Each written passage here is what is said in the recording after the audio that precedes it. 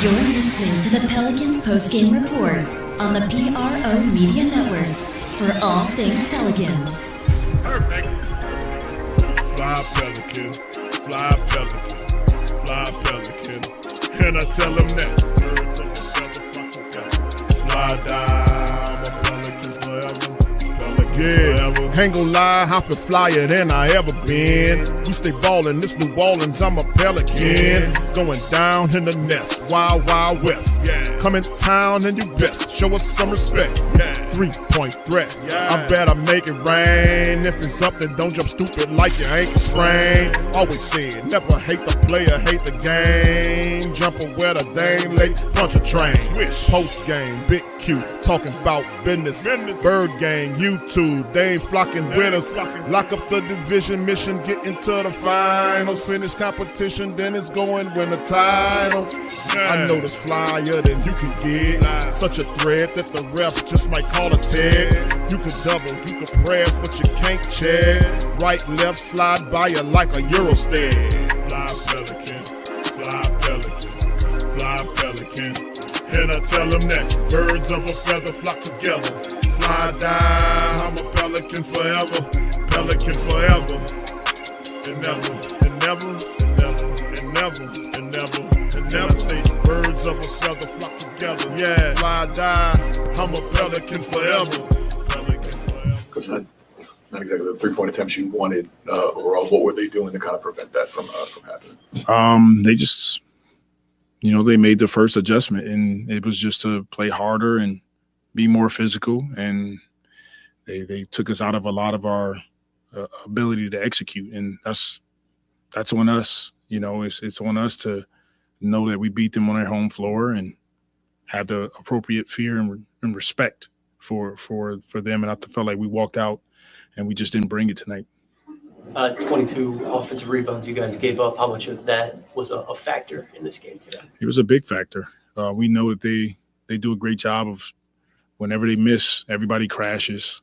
Eves was down there, deterring shots, and then we got to get into the bigs' legs and keep them off the glass. But their whole team, they do a great job of offensive rebounding. We know that coming in. But they were the more physical team right away from the start, and we have to negate that by playing with more force, executing at a higher level, setting screens for each other, sharing the ball.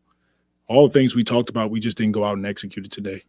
You don't see Zion have inefficient shooting performances very often. He said, 2 here these last few days. Just what are you seeing offensively with him and with you guys as a team right now? He's still, trying to get in his rhythm. So he'll figure it out. But the one thing that this team is doing is they got 2 really big bigs that sits off of him and try to meet him at the paint anytime he drives the ball. Felt like he got hit a few times. Did a good job of getting to the free throw line, but that's something that we have to keep working with our group with. And for most of this game and a big chunk of the game on Friday, the offense has looked really stagnant for long stretches. What are you kind of seeing on that end that's not working right now? We got to play faster. We got to get the ball, off the rim or taking it out, get up and down the floor a bit faster with more force, sharing the basketball, just get off of it sometimes and trust your teammates. So the guys know what we need to do. It's just a matter of us putting it all together and making an adjustment, especially with DeJounte and Trey being out. Yeah, that was going to be my next question. You guys spent so much of training camp trying to figure out what it's supposed to look like with DeJounte, and then he just goes away after one game. How much difficulties does that add to what you guys are doing right now to try to reestablish what it's supposed to look like? Yeah, it's a part of it. It's a part of figuring out your team. Someone else gets an opportunity. It's tough when you lose one of your top guys who've been playing all throughout camp and preseason. But it's the NBA, and as a group, we just got to keep working at it, figuring it out, and we will. You know you aren't going to have him for a few weeks. Are you running the same stuff? You talked about it. Is it the same sets and all that, or do you switch that up? You try to look at your sets and say, how can we minimize the package a bit and keep it simple. So trying to put the ball in Z's hands. He goes out, BI is touching it a bit more, handling. Same thing with CJ. So kind of doing some similarities to what we did last season. And what have you seen the last 2 games? The 3-point line, just not being able to get those shots up and make them consistently. we have to generate threes with our ability to play with more force. And what that means is, you know, we can't walk the ball up. We got to come off screens or get into our sets, and we have to attack. When you attack the paint, you know, their defense collapse, and then you got to trust the kick out. That's when we get open threes. Offensive rebound, we did a great job of that today, a really good job of that. That's another opportunity where you can get open threes. So we'll go back, watch the tape on this game, and, you know, look forward to getting better. Thank you, Coach.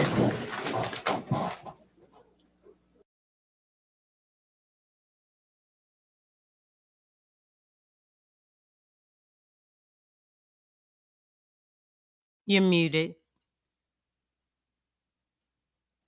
Shout out to you, Lex. Appreciate you for letting me know that. I was talking up a storm. I was dropping some I mean know. game. I was like, okay. I was talking some mean game right there, Lex. Well, rewind and replay it back. All right, for all things Pelicans, you're now tuned into the Pelican post-game report. Much love to the fam. Appreciate y'all for being in this live, man. This Pels get their first loss of the season. Pels fall flat 125-103. Full recap. We up in this thing. Big ups to the fam, man. Big Q, Lex. Hey, listen, Lex, this one was interesting. 125-103. One of those weird ass weekends where all your teams lose. You had the Saints lost today. That's 6 straight. The Pelicans lost today. The LSU Tigers lost yesterday. So it's one of them weird ass weekends where everybody let you down. So I mean, this my Ravens lost today. I don't know what it was. Yeah, see, it's weird. It's a weird weekend where, you know, I think Tulane won, so at least Tulane won something. But outside of that, man, shout out to y'all for being here. 125-103, Lex. Man, what could you say about this one? The Pelicans is not the same effort, damn sure not the same energy. In this game, like it was. Again? What was that word? Energy. Yeah. Okay. All right. Not the same. Not even close. But Hey. anyway, but it is what it is. But what's your early thoughts on it, Lex? What's going on here with our Pels, man? Yeah, there was a lot of things I didn't like what Willie was saying. But as a coach, he should know these things. And this is not picking on him or anything like that. I want everybody to understand what I'm saying. When he was talking about as far as with the Portland, you know, their bigs and everything, it was not their bigs. It had nothing to do with that. The problem is that they were getting away with the 3-second defensive violations. I need everybody to understand that. You cannot sit in the lane like that. They were in that lane for like 7 seconds, way more than 3 seconds. And they were just sitting there like sitting ducks. The refs did not call that, not one time. The coaching staff of the Pelicans did not point that out to the referees. You're saying that Zion was having problems. We've seen Zion go up against bigs, right? So why are you not why do you not know the rules of the game and you trot your behind over to the refs and tell them, hey, big man cannot sit there in the paint like that. Yeah. For more than 3 seconds. You have to count that every single time. It was there all night. Yeah. I've seen Jokic. Jokic does that. He's like 3 seconds, 3 seconds, 3 seconds. He yells that junk out. Like, you have to say, look at that. 1 Mississippi, 2 Mississippi, 3 Mississippi, 4 Mississippi, 5 Mississippi. You see what I'm saying? Mm-hmm. That is a technical, people. That is a technical. That should have been free throws every single time. That would have slowed the game down, and that would have changed the momentum of the game because you cannot do that. They were doing that all night. So anybody saying, oh, Zion was struggling because of bigs, no. They were getting away with murder. That's what that is. That's illegal. This is not college. This is professional. You cannot sit in the lane on the defensive end like that. You can't do it. And the thing is, I want, if you don't believe me, Go, because I pay attention to the rules of the game. Okay, I'm a ref myself. Okay, so you have to understand the rules. That's not legal. It's not legal. That's why they were able to stop Zion, because they were sitting there like sitting ducks in the lane waiting for Zion, and you cannot do that. You have to touch a body. You have to touch someone on the offensive end. You have to get out of the lane. This is professional basketball. It's not college basketball. And that's what the problem was. That's where his mind should be. But you see what I'm talking about? It's small things like that you should know as a coach. You need to point that out, because you're supposed to have your superstars back. You're supposed to point that junk out. If they're not listening to Zion, hey, you got to do that. That's your job as a coach. Nobody on the staff what are you all looking at? And then that would have opened up the lane. But if they're sitting there the whole time, yeah, you can't get anything in the lane. Look at that. Look at this, people. Yeah, that boy camped out under the basket. But look at that. He's in the paint. Count. You can do your counts. You know what I'm saying? They did that all night. That was a horrible. That's horrible. That's how all their bigs affected Zion. Are you high? Are you high, really? How many teams in the league got tall guys on them? Can anybody tell me that? Zion's going to be going up against height every single night. Oh yeah. When is he not going up against height? Yeah, man, come on, man. Y'all better go kick rocks. That was horrible that you said that. That was really horrible. But that really bugged me. Mm-hmm. And that's where that's where Willie Green was with that. Oh, Zion was struggling against the bigs. Zion's going to be going up against bigs all season. Like we've never seen Zion handle bigs. Yeah, No, you're right, Alex. I would agree. I would agree with that absolutely, because what you're seeing right here, this guy is basically he camped in the paint, man, and the referee sitting there, and the lady ref at the bottom, at least she looking, the other guy on the other side looking, the one that's right at the baseline should be the one that really sees, and he's looking over here, and he ain't even looking at him. Now he looks there, and there's nobody taking account for that. So yes, at some time he never got out that lane. He never got out that lane, man. And the guy right here, lane is red, so you can clearly see there's two different colors.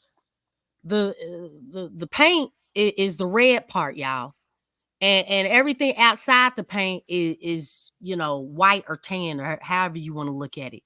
But it's like, come on, man. And it seems like, look, if there was another team, they probably would have called it. Well, you got to make some noise, man, and we definitely have to do that. He kind of got to have to step up on that part of the game. Him and the entire coaching staff have to make noise on that shit about what happened in that paint. Let's look at these in the stats, and we'll bounce back to that, Lex. Here goes some of the team stats tonight from the Pelicans: 38 of 88 for 43.2% from the field. Trailblazers 43 of 93 from the field, 46.2%. They were 14 of 35 from downtown for 40%. They shot the lights out with the three. Pelicans not so fortunate: 8 of 29 for 27.6% shooting from downtown. 25 of 32 by the Blazers, 78.1%. The Pelicans 19 to 24 from the foul line for almost just over 79%.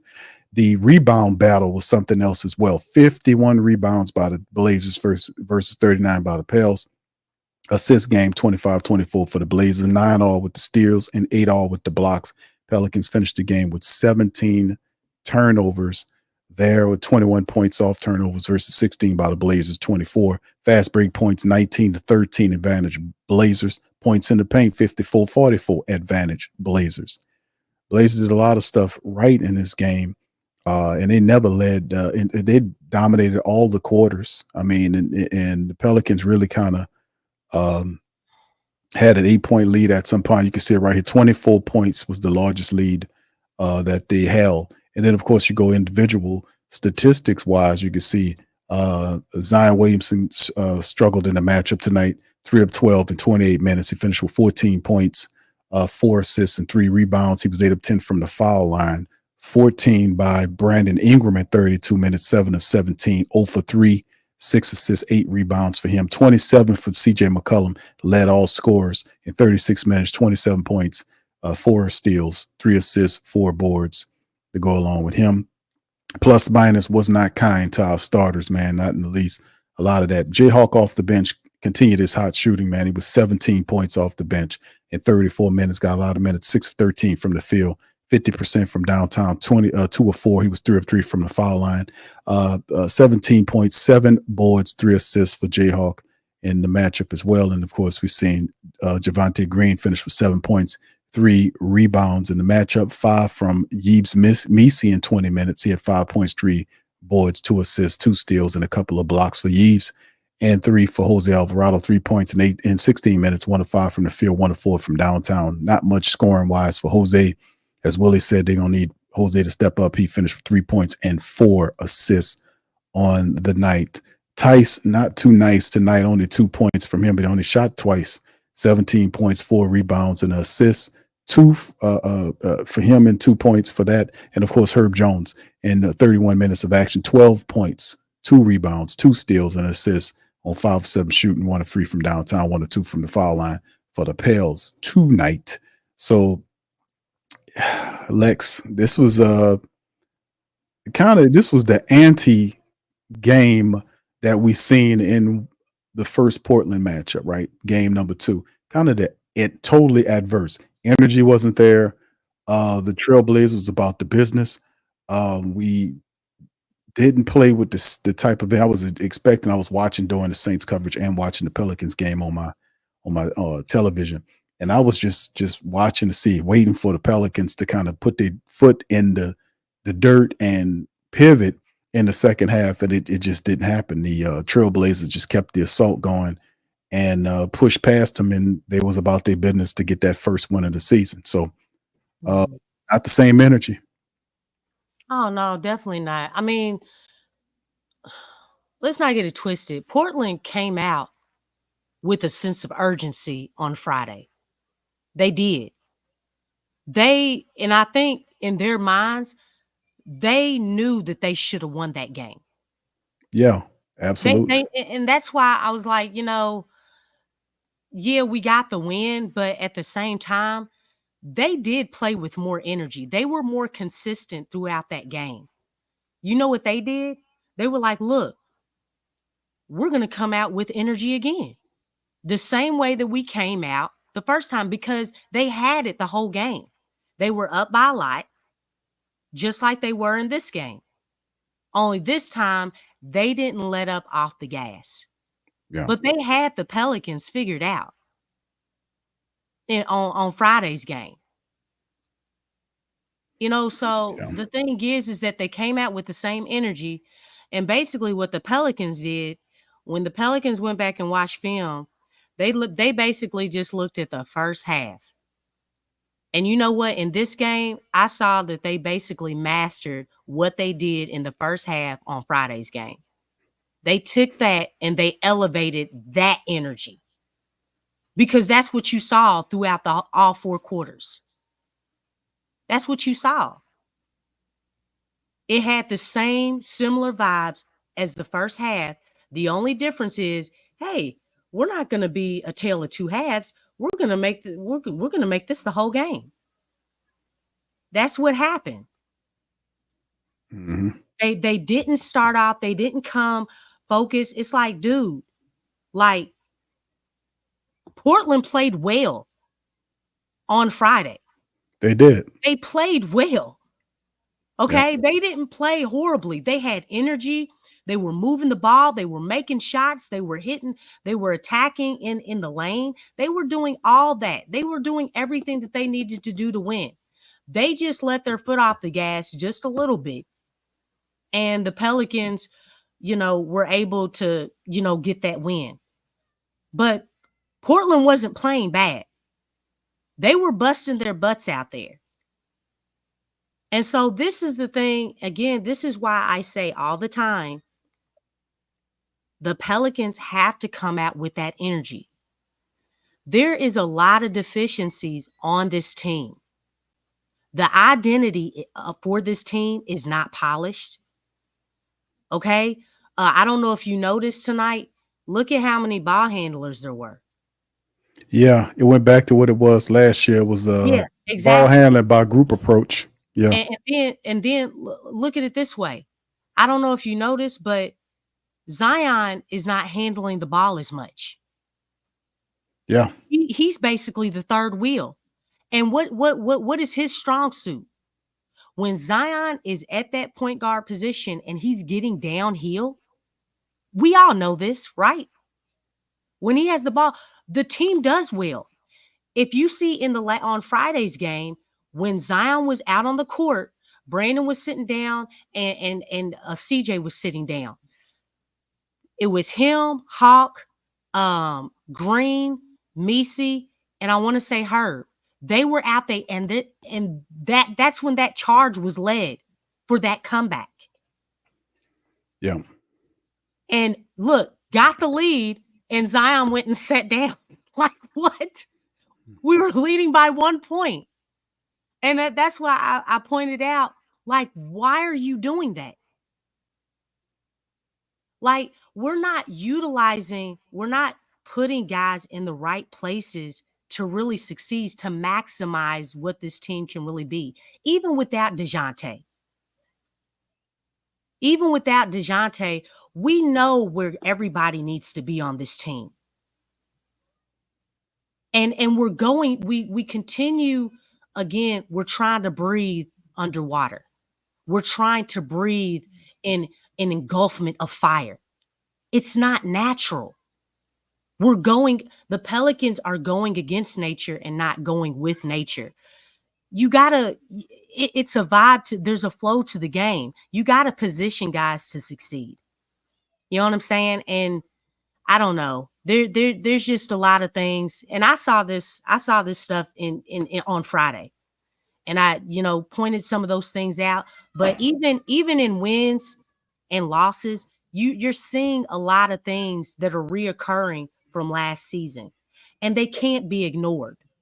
It's like, yes, we can be excited when the team wins, but it's like, what are we trying to do here? Are we trying to be a mediocre team? Are we trying to just get to the playoffs and that's it? Are we trying to get to the playoffs and go to the second round? Like, what are we trying to do? If we're trying to level up, then guess what? Those small details do matter. Even in wins and even in the losses, those small things matter because you're building habits right now. You're building winning habits because it's muscle memory. It's muscle memory all through regular season. And then when you get to the playoffs, that's when all those habits that you built up during regular season, that's when they come into fruition and they matter the most in the playoffs.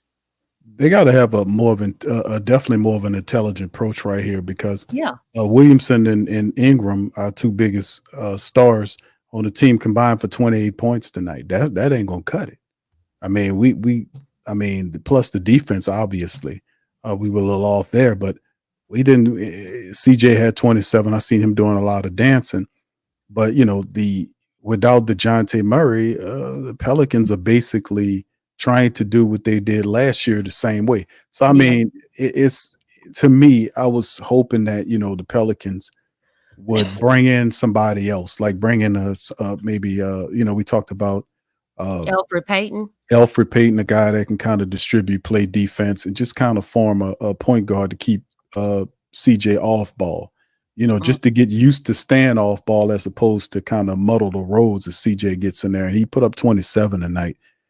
For the Pelicans, and Zion played 28 minutes tonight. But like I said, when a team like Portland, and you're right, Portland barely lost the last game. I mean, for Friday's matchup, they barely lost. They lost by 2 points. That's what I'm saying. They weren't playing bad.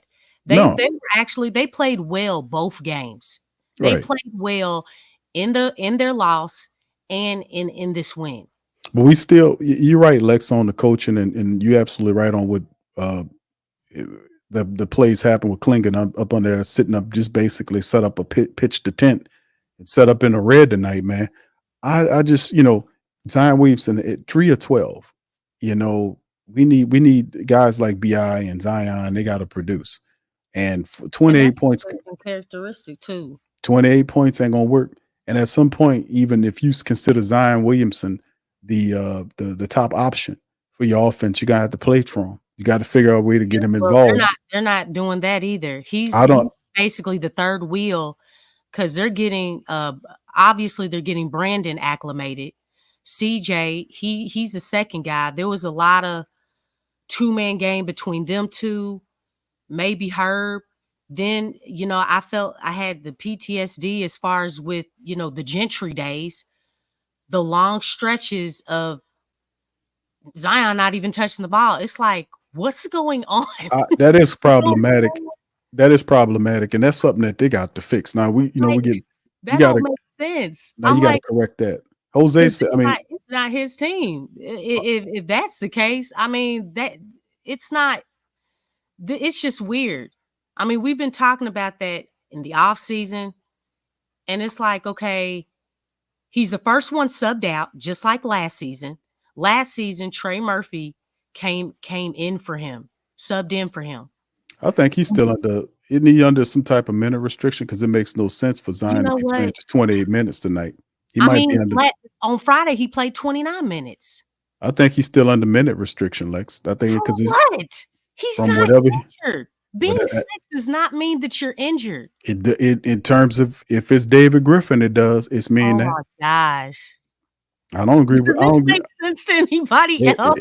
It don't agree. It makes sense if you're David Griffin. Oh my gosh. David Griffin is the one that's coming up with these things dealing with. That's not normal. That is not normal. But that's the only way you describe Zion out of all of the big names in your starting lineup. Hell, Jordan Hawkins got more minutes than Zion tonight. He got 28 minutes. I know it is. It doesn't make any sense, but Zion Williamson, 28 minutes means he's under restriction. Listen, even if he is under minute restriction, why isn't the man touching the ball? You're subbing him. He's the first guy subbed out. So why are we not, making an emphasis to get him the ball so he can get acclimated?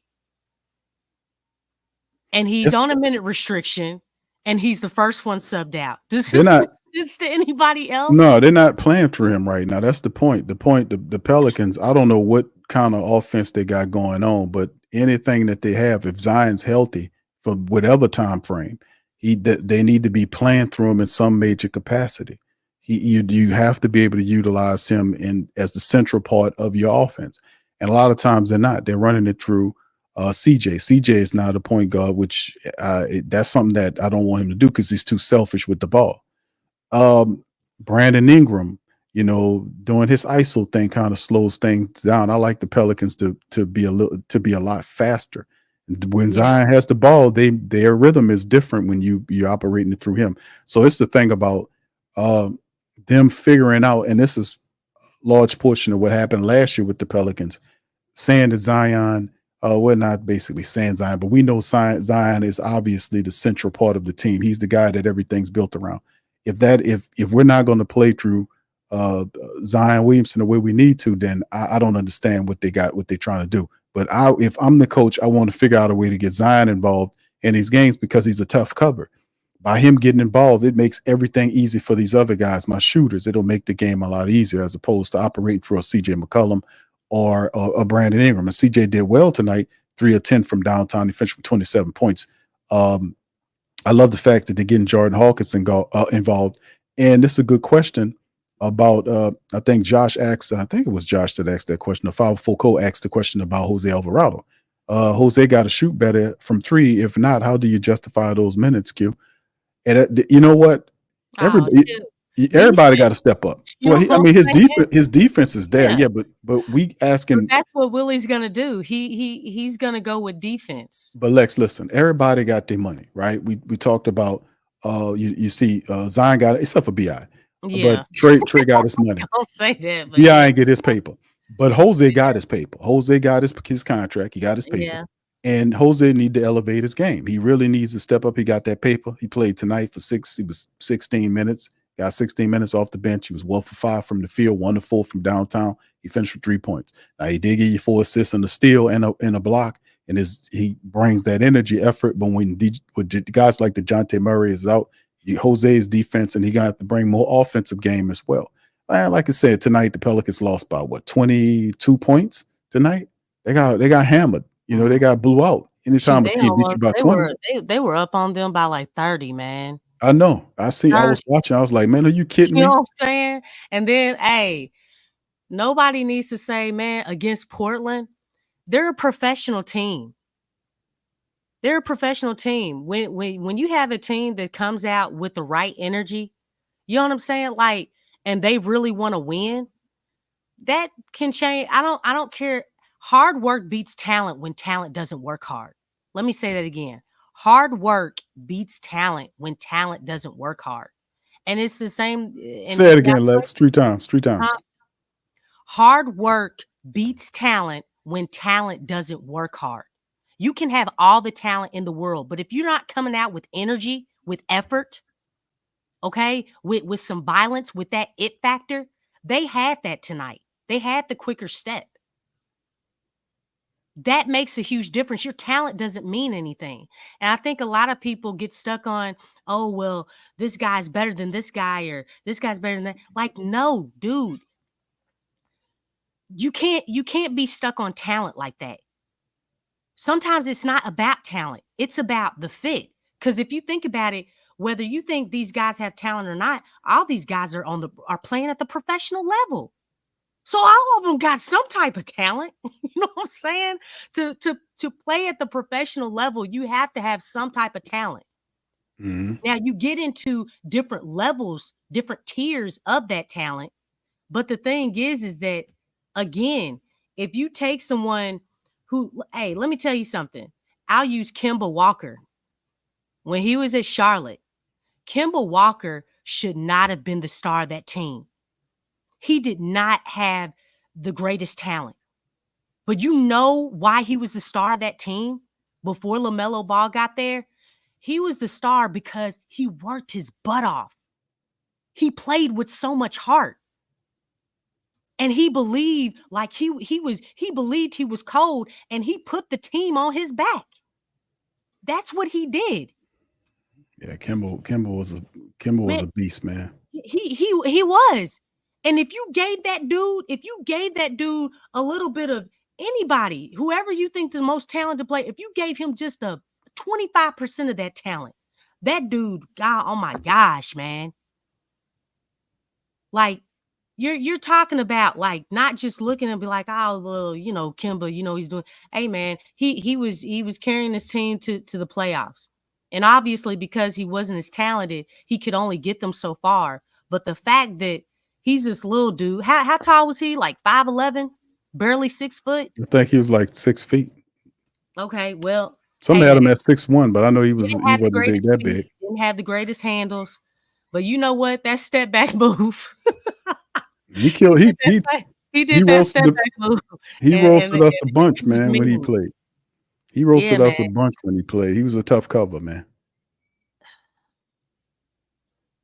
Hard is all. We got first loss of the season.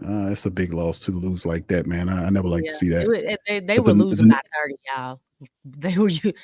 If y'all watched the game, they were losing by 30 at one point. I was like, okay. I want to say the largest I remember seeing. This says if the stat off is like 24 points, but I know it was up there some kind of way. It was way up there. That's way too much. And then they still turn around and lose by what, 23, 22.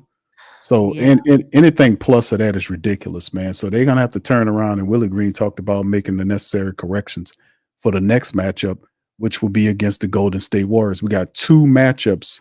The Pelicans. They've been blowing their men out. They've been blowing everybody out thus far. They're looking good. 140 to 104. They beat the Trailblazers. This same team we struggled with. They destroyed them. That was the first game of the year. They hammered. Showing your alpha and your dominance. That's what you're supposed to do with these types of teams. They hammered the Jazz 127-86, and right now they kind of locked in the battle right now. What was that score again? It's 127-86. Oh, that's who the Pelicans playing next, y'all. They got them now. Right now, they're currently Golden State's currently playing right now. They are taking on the Clippers, and the Clippers right now kind of Clippers at halftime. Second night of they back-to-back too. And they doing all right now. Right Yeah. now as at Is this the halftime, first 59. half? Yeah, this is the first Oh, half. it's They're at halftime. Oh, okay. halftime right now, and Curry with 11 points, 3 or 6 from downtown, 10 from Kuminga, 9 from Wiggins, and of course Jones and Harden right now has 15 points, 14 from Jones right now at halftime. Clippers up 59-54, but we have this same Golden State Warrior team, man, in 2 games in the center of next week. I think Tuesday and Wednesday, the Pelicans will match up with the Golden State Warriors. So this is going to be an interesting matchup. Pelicans have to clean up. Yes, the 29th and the 30th will be the times when we'll be able to see these games matched up against these 2 matchups here. So it'll be one game the next day. So they have a few days to kind of get it together, and then 2 tough matchups back. It's an early test. Golden State playing really good early on. Pelicans, I think the Pelicans should level up that energy, Lex, and get ready for Golden State. Keeping pace with them shooting 3-pointers, man. Jordan Hawkins has been doing his thing. CJ McCollum's, but I don't know if you want to do him with that game. You're gonna have to knock 3-pointers down. Willie's philosophy is to try to get 40 of them per night. That's his philosophy. Tonight, 3-point shooting for the Pelicans were 8 of 29, so they were about 11 shy of Willie's 40 barometer. So Golden State and the Pelicans setting up for what is this on Tuesday? I want to say the game is Sunday. Yeah, Tuesday and Wednesday. So what did they look like in the rebound department? Because I think they tied Portland on Friday. Which game you talking about, Lex? Oh, the game on today that just happened. For the Pelicans? Yeah. Rebounds. Oh shit! The Pelicans had Portland had like 50 rebounds. What was it? Let me bring it up again. 51 rebounds to Pelicans 39. And that effort. 22 offensive.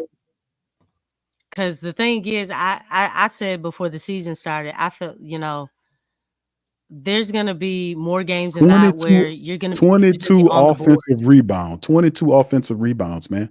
Oh yeah, man, they got so many possessions. That's why I was asking how many rebounds they got, because they got a lot of opportunities.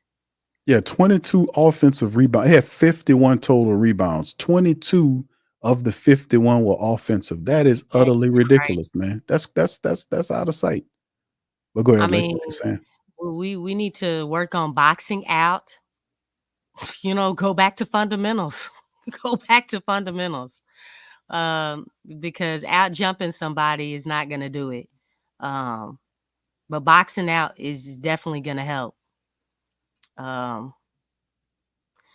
Yeah, the rebounding is definitely going to be a consistent problem. But that's why this team has to adopt, it has to be a collective effort from the whole team to hit them boards.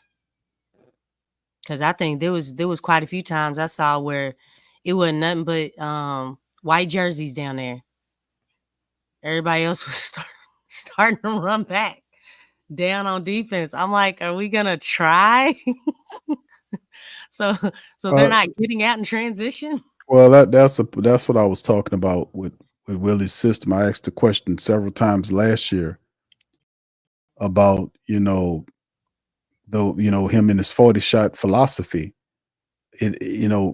What about the offensive rebounder? We need you got to get somebody there just in case the shots that you're trying to put up, you miss them. Somebody that'll clean the glass. I mean, you can't just pretend like we're gonna just take a bunch of goddamn shots and we one hit a quitter. I mean, that philosophy to me don't make any sense. You got to be able to rebound. I have a guy that be able to offensive rebound for all these missed ass shots you're gonna get, and somebody that's gonna clean up the paint. But 22 offensive rebounds tonight that's a lot of points on second chance shots. Which let me pull up the second chance shot stuff. This particular graphic doesn't do it, but the other one does. Hold on, let me pull that up because that'll show a lot. You have 22 offensive rebounds from one team. Usually, that means they cleaning up that glass with second chance shots. Yeah, seconds, thirds, fourths, possibly fifths. Yeah, you're not kidding. Hold on, let me see if I can pull this up, man, because that's ridiculous. At every high level you could possibly imagine to have that many freaking offensive rebounds. And hold on, let me pull up my chart here, see what I can see. All right, let me see here. Points in the paint, second chance. Well, second chance points was only 25-25. That's surprising. Is that the right number here? Yeah, that's the right. Let me put it on screen here for the family members. Here it is right here. Biggest lead, they had 24. The longest run was 10. 7 lead changes. And of course, you can see right here the second chance points. They said it was 25-25. But points in the paint, 54-46, and fast break points, 19-13. So yeah, second chance points was even, 25-20. That's surprising. But anyway, let's kind of. Oh, somebody said Derrick Henry only had 10 carries. Sorry. Yeah, something wrong with that, Stacy. Something wrong with that. We're trying to get rid of our guys, so y'all. Trying to get rid of this goddamn coach down here, but let's look at the Golden State matchup, Lex. Besides the obvious answers about energy, matching their energy, and also I would have to add in there IQ. I would have to add IQ, high IQ basketball, and we have to play some defense against Golden State because I hope we don't go in there talking about we're going to try to outshoot the Golden State Warriors and beat them at their game. And like I said early on, man, we got to get it together, man. They got to figure out how to use Zion Williamson to run the point Zion system, because during this group point guard situation, it basically puts us back to what we were last year in a state of confusion of who's handling the ball. So, that's why I was preferring to have a veteran point guard, like Alfred Payton. Somebody mentioned Markelle Fultz. I wanted Payton because Payton would be cheaper. He plays defense. He can hit a wide open three, but he facilitates. So having him there with all that NBA experience could help the Pelicans kind of keep the ideology of having a point guard there, keeping CJ off ball in that role, and having somebody to still be able to facilitate where they need to. Without DeJounte Murray there, we are basically going back to what we were last year. Now, a few players have matured, but outside of that, man, I don't really want to see the Pelicans play that way. I want us to be able to be smart in the delegation of our responsibility in terms of using Zion as a measurement to be able to get everybody to draw to him so we can get easier and open shots for the rest of these guys. That should be the focal point. But going up against Golden State, what is the philosophy and the keys to victory for us taking on Golden State? Because you said other than energy. Discipline, man. Just having a stronger game plan as far as, it's just a stronger identity. And I know when you talk about identity, that's something that comes over time. But yeah, you got to get after it. You got to get after it with these guys. Even though the complexity of their team has changed a little bit, you still have Steph. You still have Draymond. You still have that strong philosophy and foundation of their system, and it works. I think the biggest thing is now that you have Buddy Hield. Buddy Hield has actually been getting more off than Steph. So, but you can't forget about Steph. You know what I'm saying? I mean, Steph is still dangerous, but right now, Buddy Hield is taking so much attention off him that you kind of have to focus on Buddy, and Steph is still going to do Steph, and Steph is actually most dangerous when he doesn't have the ball. When he's, running around like a chicken with his head cut off and just coming around screens, and then they whip the ball to him and then he just catches and shoots. That's when he's most dangerous. So, I mean, it's going to be, you just got to be disciplined. You got to be disciplined on defense. Everybody's going to have to know, like, where they need to be at defensively. But at the same time, we have to have offensive discipline as well. We got to move the ball and create easier shots. The shots were just too hard. And as far as defensively, we can't let what happened on today with Portland, we cannot let the Warriors do that. Get easy points in the paint and, wide open shots, from behind the arc. So it's going to be a full just discipline on both ends of the floor. But we got to figure something out because these guys have it together, and the Pelicans are still trying to figure things out, unfortunately. So just got to be disciplined, along with bringing some energy, because the Warriors, that's nothing. That's all they bring. They always bring that. That's just embedded in their DNA and their game plan. Well, and Draymond Green and Steph, it's just a Yeah. fun style system that these guys operate with, man. That's what it is. They play basketball. It's fun. The shots are, everything's wide open. Yeah. 3-point ball falling, and no lead is ever safe as far as No. Golden State is concerned. Even with Clay, You get by 20, and it's like, dog, you're it's tied. You know what I'm saying? just like that. Like, it's that scary with the Warriors. You have to keep playing. You cannot take your foot off that gas, especially if you build some type of a lead. But they do play a lot of small ball. Mhm. So that's one thing that helps the Pelicans, because Willie Green wants to play small ball. But really, that really doesn't matter. You have to be disciplined. I mean, you've gotten the Warriors a few times, beating them at their own game, but they're still the masters, you know what I'm saying? And you're still the student, you know what I'm saying? Trying to get to where they are. Y'all heard in the pressers on Media Day with Griff, Bryson Graham, and Willie Green, they compared the Pelicans to the Warriors on many occasions. They always use them as a, I guess what Barometer. huh? They use them as a barometer all the time. I don't Yeah. know. I think they need to stop doing that shit. Yeah, they really do. And Zion actually came out and said, like, what? Did you say the Warriors? No, we're No. not going to do that. They're the Warriors.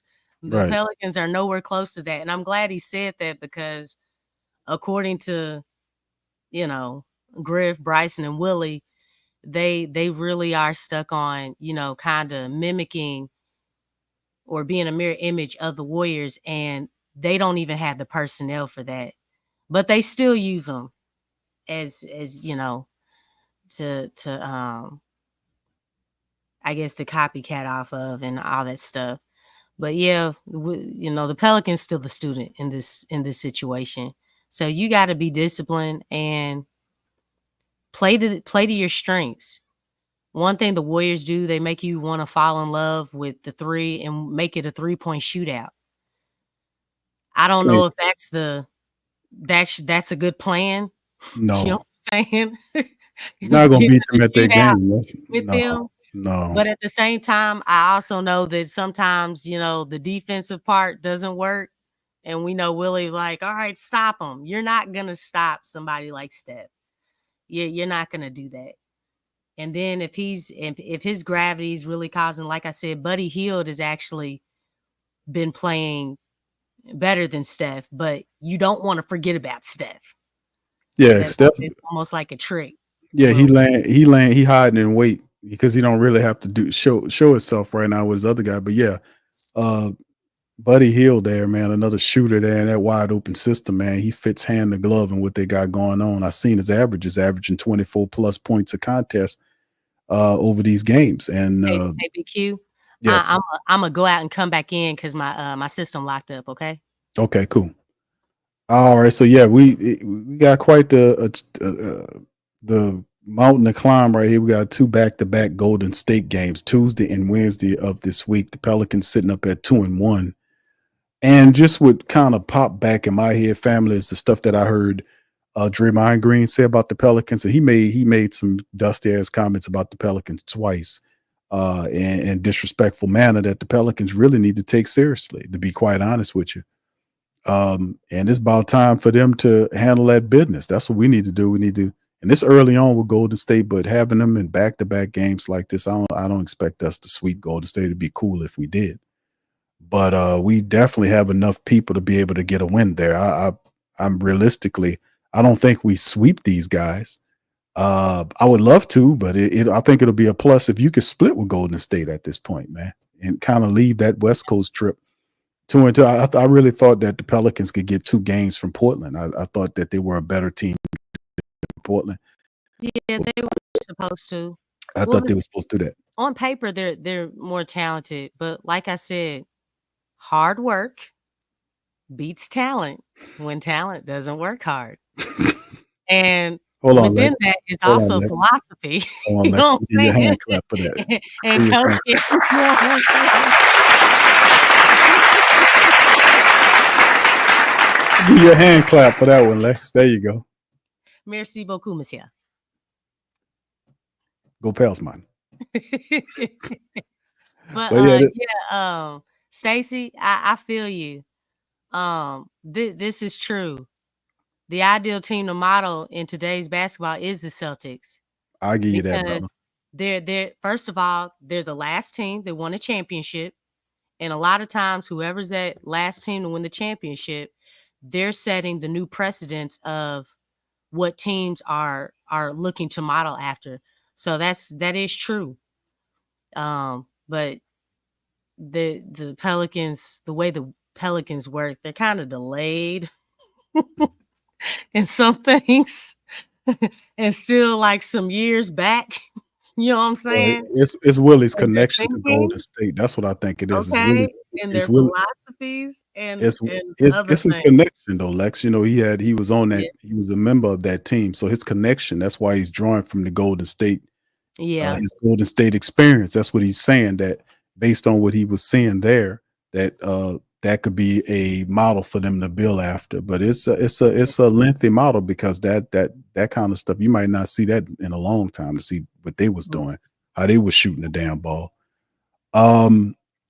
Steph says, do you think they can get at least one of them? I would hope. That's my only. I don't think they're going to sweep the Golden State Warriors. I would want one split with them. Is what I want. It depends on them. Yeah, it depends on them. You know, what Pelicans team are we gonna get? You know, because the thing is that they can't. They got away with one on Friday. Okay, and I keep saying that game could have went either way. Just being realistic, because again, Portland was playing well. Portland was playing well in both games. They just, is for them, I think in their minds, we let that game slip. We should have won that game. They probably feel like, hey, we should have won both games because they were playing like that. Yeah, but the Pelicans said, hold on, we want this. And they held them to 19 points. The Pelicans put up 30 and wrestled the game away from them. Now, then again, the Pelicans left a lot of points out there. If the Pelicans missed 10 free throws, that game shouldn't have been close if the Pelicans was hitting those free throws. They missed 10 free throws. So like I was saying, it shouldn't have been a 5 points or whatever the case may have been. 2 points, I mean. It should have been a lot more than that. It shouldn't have been close if they were fundamental. But Portland felt like that. Chauncey Billups was upset. He was pissed off. He was in that game. He was upset. You see how he behaved in that game. In the second game, he kind of really he was about that business, and he bred fire into them guys Yeah. and lit them up, and they went in there and beat the Pelicans breaks off. They beat them what 20 Yeah, almost by points. 30. And Mhm. really, the way that they played in this game is like, hey, yeah, we just want to let y'all know the game on Friday, that was actually a fluke. Because they were up by 30. 30 is like really bad. I mean, 20 is a blowout as it is, but to be up by 30 it's like they were kind of saying, yeah, we really should have won that game.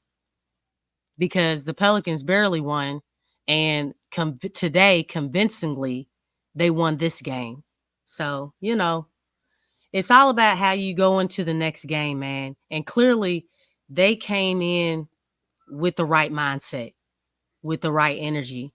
And like I was saying, the Pelicans, it's like they took the first half on Friday's game and they looked at that and it's like, okay, let's master this right here. Like, what are you doing? That first half was horrible. Focus on the second half and grow from the second half of that game. But don't get worse. Don't master the first half because the first half was horrible. It was horrible. Y'all saw Yeah. that game, right? Yeah, it was bad. Okay. Like, and that's what today's game looked like. They looked at the first half from Friday and they wanted to repeat that formula to the max. So we can't do that. I know the question is, can we at least get one of them? Hey, we gotta come with some energy against the Warriors. The Warriors ain't playing. I think they'll be up for the challenge. They won't overlook the Portland Trailblazers and settle for a split.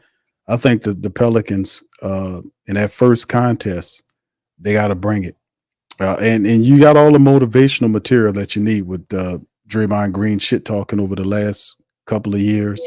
Yeah. And if you considered if the Pelicans are considered a team to be dealt with early on and send a message to Golden State by stumping them in the ground could be a morale building win, and a message sending win to the NBA that this is not your traditional Pelicans team where we soften you and all this kind of old stuff. Zion's going to be there. BI is going to be there.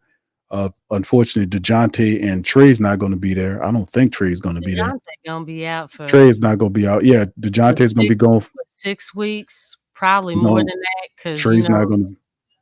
Yeah, go ahead. The rev up, the ramp up, you know what it's called.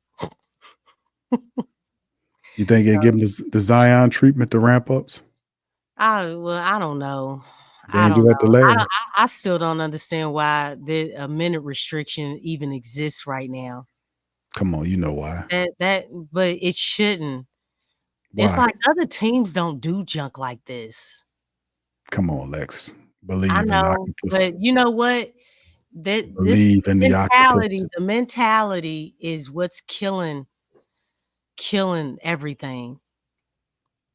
It really is. The take is it's a long season, so they with all of the these people are saying the same stuff. I don't know. These people are these people. Playoffs, big listen, Lex. I'm telling you, these people are gun shy. In particular, the octopus is gun shy. Gosh. Over the last 5 years worth of injuries that appeared for Zion Williamson, and then 70 games out of them last year, only to get right to the effing cusp and step funny, and he gone.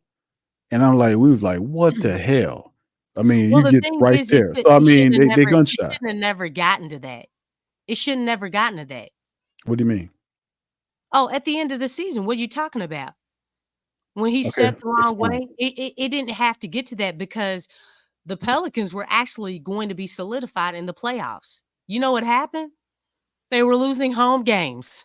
You know what I'm saying? They stopped taking care of business. Yeah, the Road Warrior title failed. It wore off. You could see on the back end of last season, they were losing games. It's like losing to San Antonio, losing to Orlando, which is a tough cover from the Pelicans. But you have to beat them because you need the wins for the playoffs. And they weren't going to do nothing with that win, no way. Right. And you know what's crazy? They decided to sit Zion out. Look, Brandon was already out, right? He was already out in that game for that game. But they wanted to sit Zion out. And I'm like, dog, do you all understand the situation? So basically, the only guy that was out there was CJ. And I'm like, y'all ain't serious. And it was over something just like that didn't make sense at all. This was very important.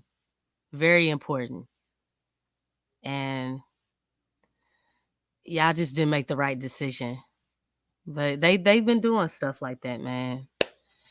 And that's what makes you question, like, what are the Pelicans trying to do? When you asking that question every single time, what are the Pelicans trying to do? What y'all trying to do? And you know what? They did exactly what they said they were going to do. You know what that is, BQ? They got to the playoffs.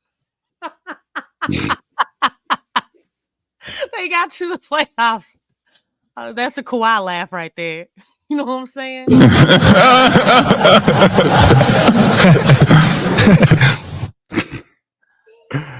Oh man, but this is the whole thing though. Yeah, I like I said, man, I'm gonna keep it 100, man. I still feel like this year they, getting these players, they still got to step up. Yeah, they still got to show up. This team, you got Zion Williamson there. Anytime you got Zion there, man, and BI and Zion together, there's a chance. There's a chance, man, because Zion is damn near unblockable at times. As you still have your shooters. Got Jordan Hawkins playing heavy minutes. Yves is actually, he was a little bit off in this game, but I still like his effort.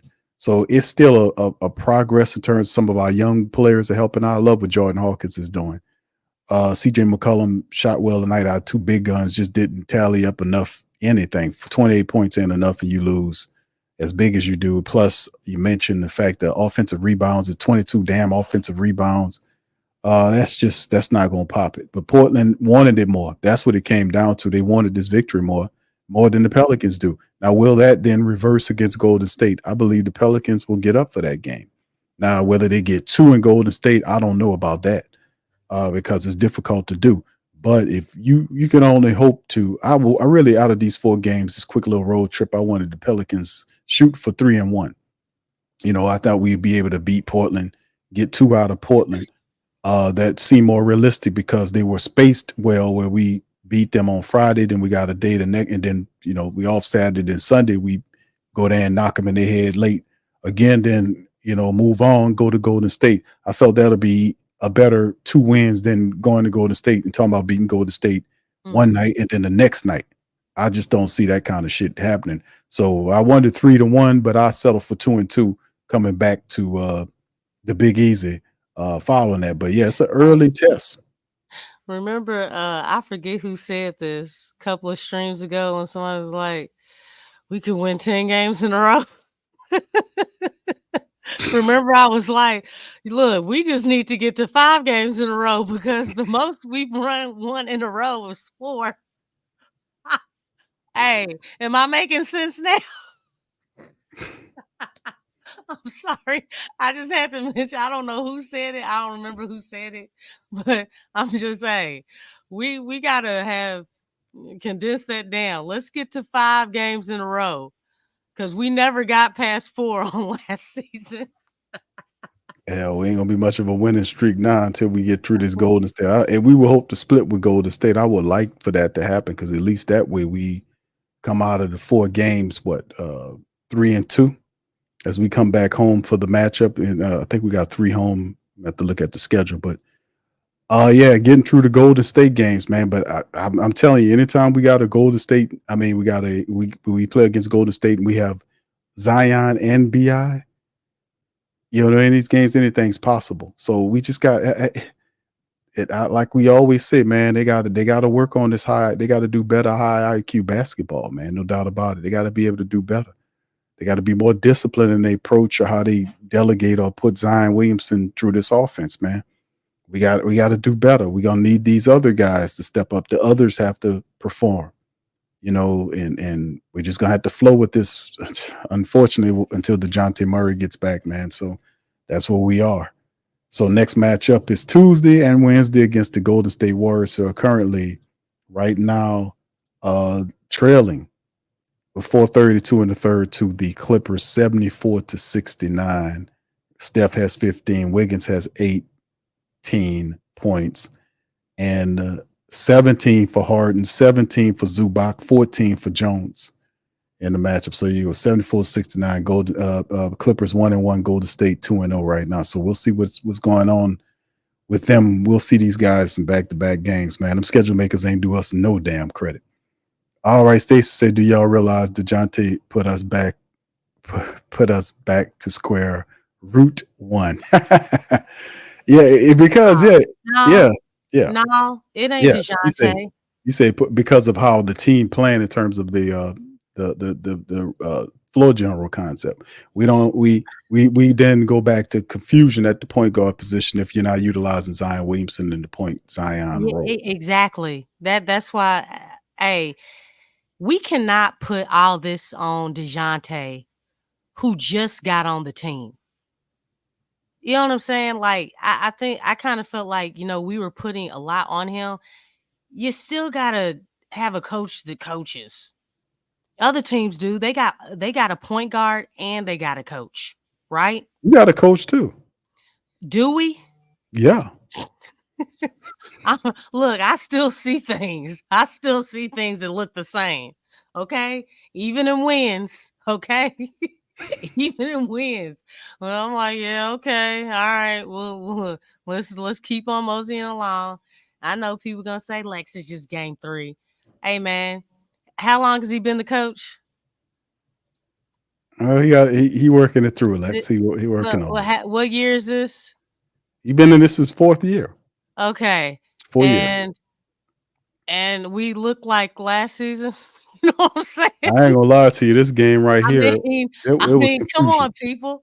We should be growing, like seeing, like, hey, you learn more about your personnel on the team. You know what positions to put them in. I don't understand why we are so delayed and reactive as far as using Zion at point, when that's his strong suit when he's at point, getting downhill. You know what I'm saying? I mean, I'm still confused. Like, why are we so slow on going to that? And the thing is, in the second half on Friday's game, they did it. Did you see that, Big Q? Yeah. They what? What are we doing? You gotta. What are we doing? I'm like, look, remember that 2 steps forward, 4 steps back? You know what I'm saying? Like, that's basically what happened in a short span. Yeah, but see, this is the thing too that I noticed too, Lex. You're right on that. I'm just the fix it is like keeping guys in their roles. The game doesn't have to be hard. No, but I'm saying things get muddled. That's what's going on in society right now. The muddling of roles. Like one person's role is being demeaned versus another person's role. Yeah, that's basically it. Yeah, right. So the way to fix this is to keep the roles separate. Like I want to keep CJ McCollum off ball. So I'm gonna have to, if DeJounte Murray is hurt and he's going to be gone for an extended period of time, I'm going to have to fill that position with somebody with that similar skill set. He won't be an all-star like a DeJounte Murray, but a guy like I said, a player that fits within the financial ramifications of your team. Elfrid Payton type that's been here before. You know he can play, he can facilitate, he can hit an open 3-point shot. A guy like that who has good size, Elfrid's like 6'3", 6'4", something like that, who can guard some of the guys. Having him here and to facilitate and to keep guys in their proper roles, keep the organization, the team where it belongs.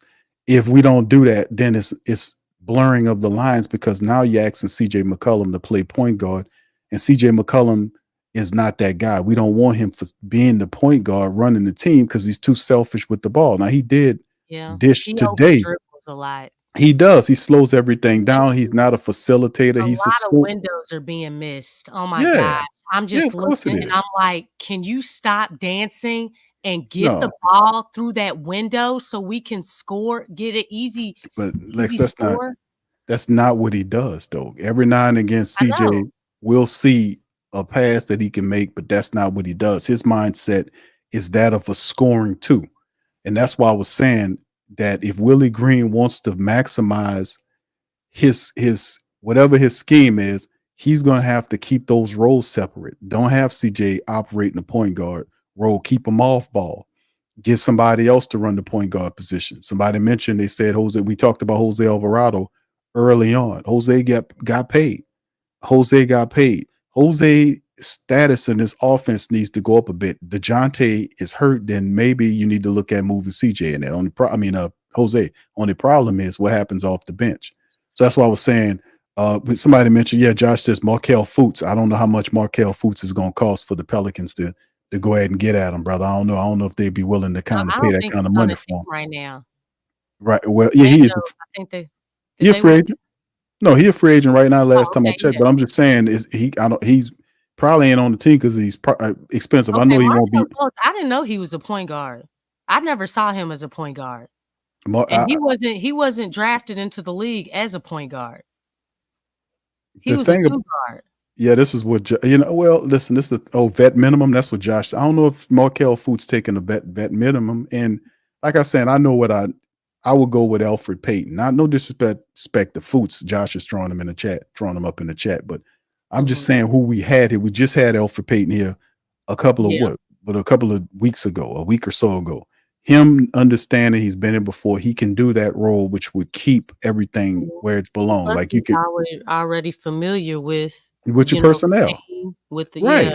Yeah. He's been here before, so having him here would be able to help the Pelicans keep the roles where they need to be, where you don't have the blurring of the lines affect where there's disorganization going on, because you got to have this guy handle the ball, this guy handles the ball, this guy handles the ball, and then they do all of this, and then they do not designate a player to hold or handle the ball at the clutch time moments of the game.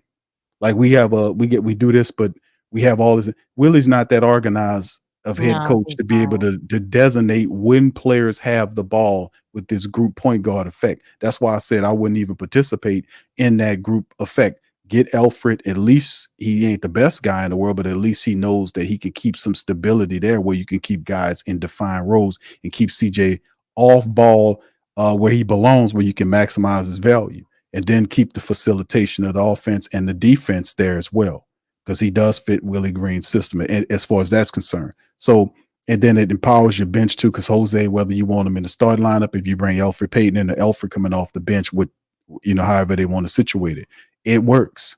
So that's why I had an issue with CJ McCollum being at the point guard position. They're gonna roll him out there anytime there's an issue with the point guard, because of not only the money you make, but Willie Green. I don't know.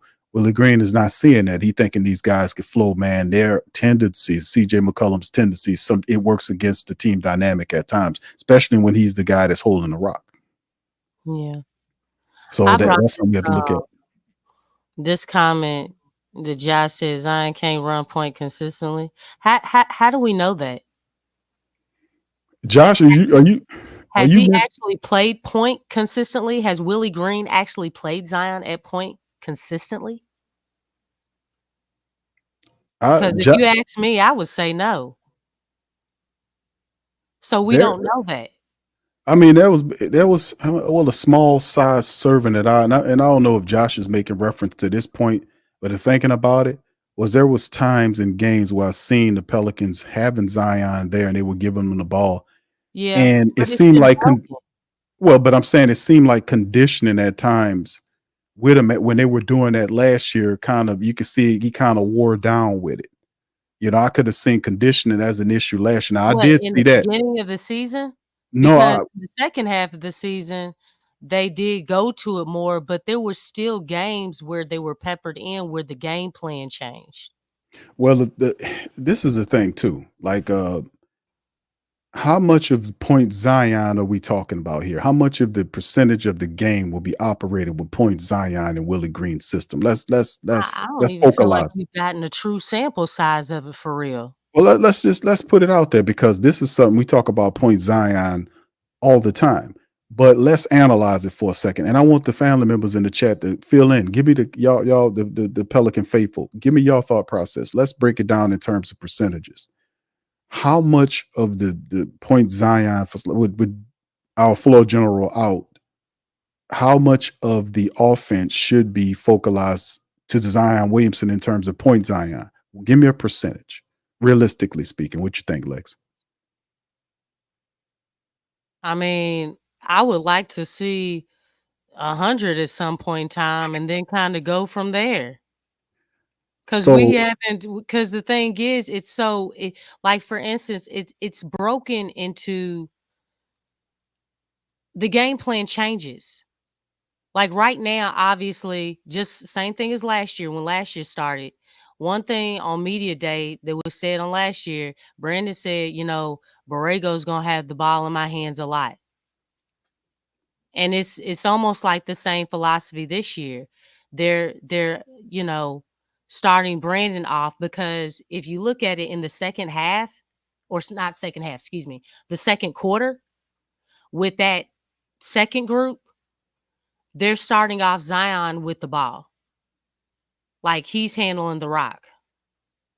But it's basically mainly Brandon in the first quarter, or it's between Brandon and CJ. But I mean, the thing is like it's hard to really say because I mean, I feel like the percentage is always been on the lower end. I that's don't even feel like it's at like 25%. well, that's why I made mention to take it and make it into a percentage so that we get clarity because I don't see the Pelicans without their floor general guard operating 100% of Zion Williamson's point Zion approach. I would say I would be very optimistic if I said we would get 40% of that. Now, there'll be points and periods of times in the games where you see it absolutely going off the change.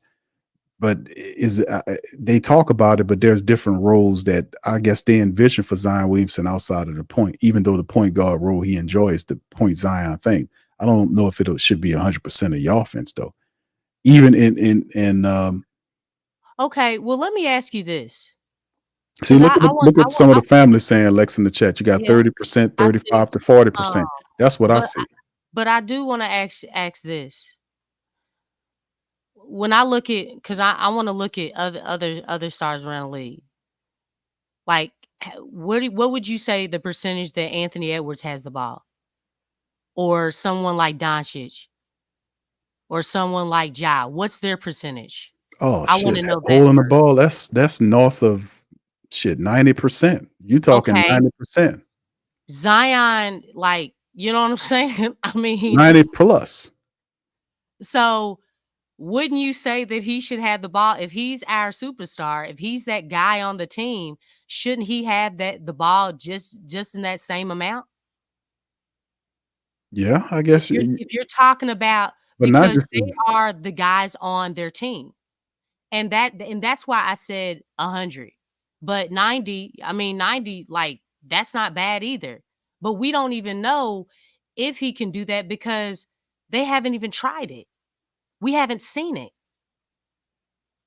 They don't even have the mentality to even think that far. Like we don't know. That's my point. Because he's not put in that position to do that. Right? And we know that when he has the ball, guys are like the flow of the game moves very well. We saw this stuff. We've seen those games like that where the shooters are open. That's why we always talk about having shooters around him, right? yeah. So I'm just Before I'm just Trey, before Trey, before Jordan Hawkins, we need to get shooters. That was yeah. the I thing. Yeah, mean, oh yeah. it's the same thing. Like, so going back to what Josh was saying, we don't really know because it really hasn't been tried, not consistently. Yeah, that's the spurt approach. I agree. I agree with what he's saying, man. He ain't saying nothing that's not factual. You're right, Lex. I mean, they speak about point Zion, but I don't. Maybe there's definitely a gap in information because the point Zion, and when I get it, when they say it, based on how they're using it, is spurt Zion. That's what Yeah, it is. it's They're point using it as spurts, like these like an spurts alternate offense. things, but it's It's an not alternate offense. consistent.